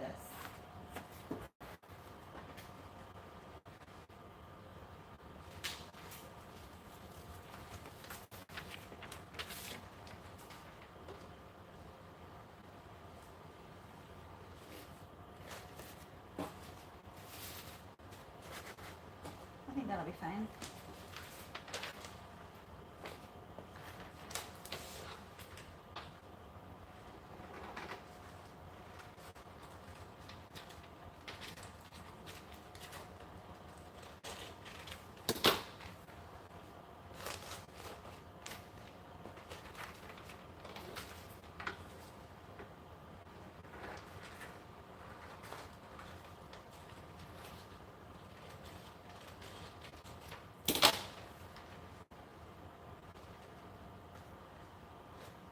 A little bit more.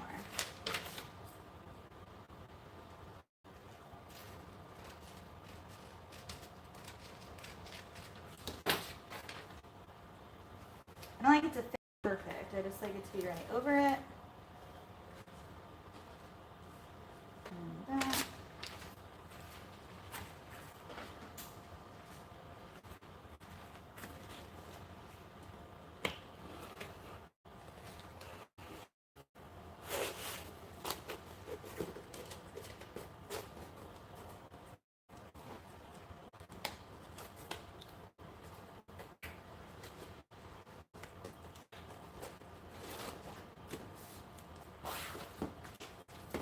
I just don't like it to move around, so as long as it doesn't shake, it's good to go.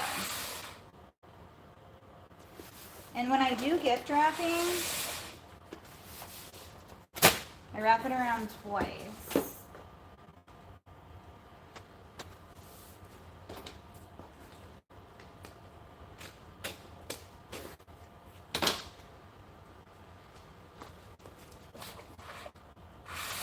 Like a little present.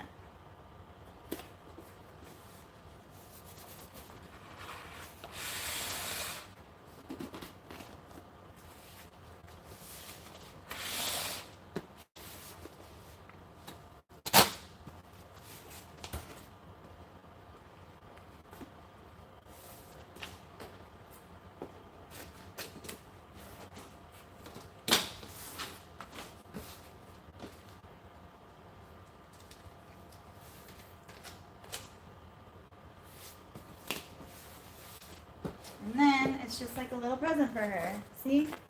It's all wrapped up in my stuff.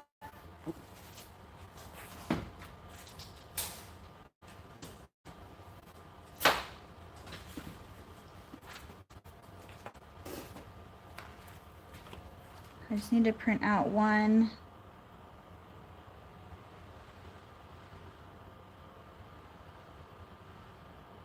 Okay. I'm gonna go print out one more shipping label. What's the name?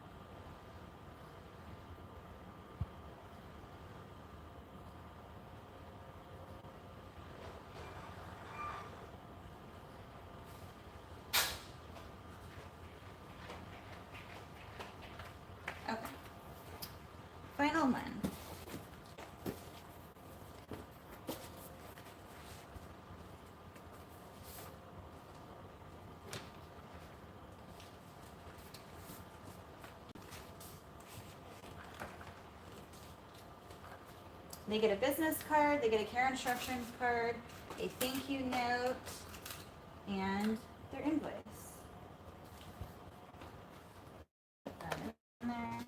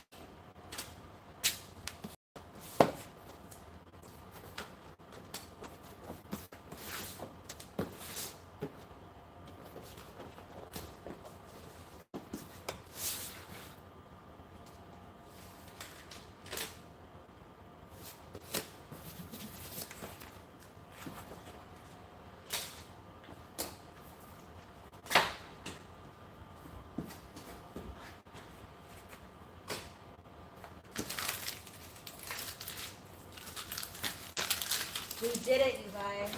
We did it. Holy smokes.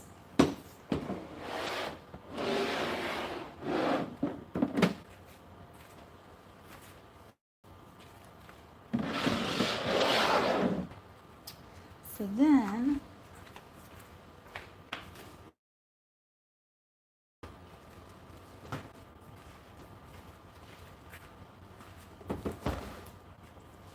I just put these in here.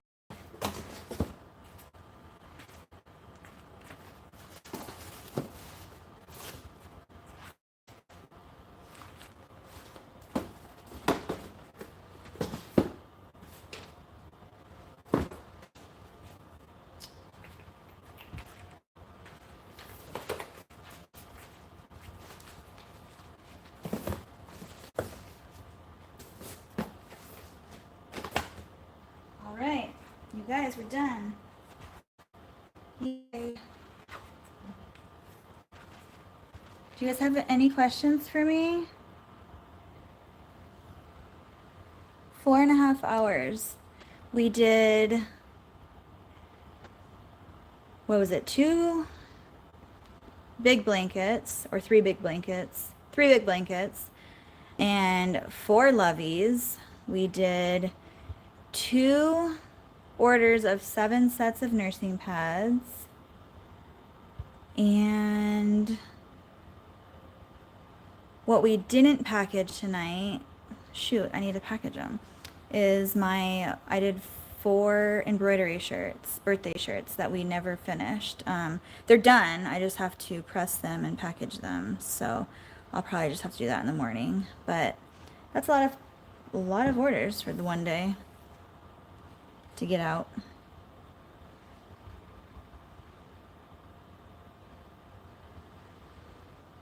Thank you. How do you say is it Priscilla? What's your first name? Prills? Precious Gems. What is your actual name? I like to call you guys by your names. Unless you don't want to give it to me. I totally understand.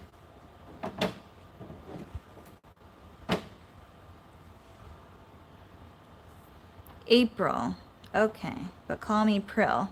Got it. Okay, so I'll remember that when I see your name because it's in your name. Thank you so much for your support tonight. You were here since the beginning. I really appreciate all of you guys who have been here with me tonight. I know you can't see my face because I'm behind the camera, but I just wanted to say thank you once again, and I'll probably be live sometime next week. I'm going to be out of town over the weekend, so you won't see my face on here over the weekend, but hopefully Monday or Tuesday I'll be back live again, and I'm going to plan on just being live during the day one day and then at night too one day, just to do work like we did tonight.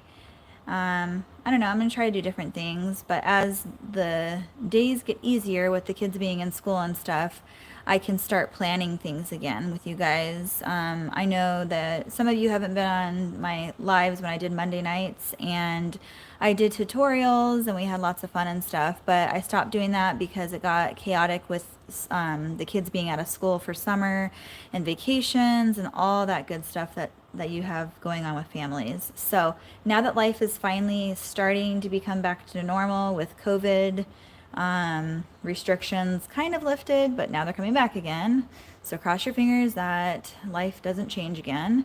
But all my kids are in school. Life is good. Need to get back on track. So, yeah, I'm hoping to get back on a schedule with all of you guys, because I love being live and helping you guys and teaching you, and you guys teaching me as well, because we all learn from each other, and that's the best way of learning. So I just wanted to say thank you again, and I will see you guys all next week.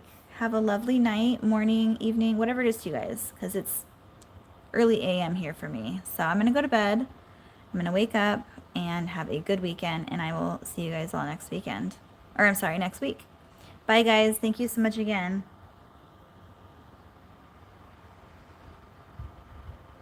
Yes, please do, Pearl.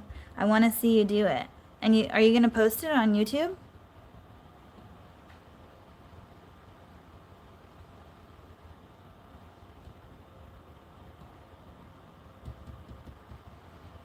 Good night, Sonia.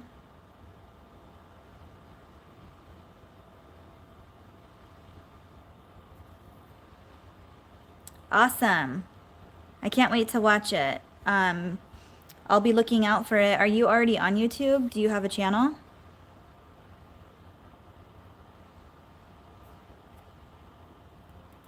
If you do, I'd love to follow you.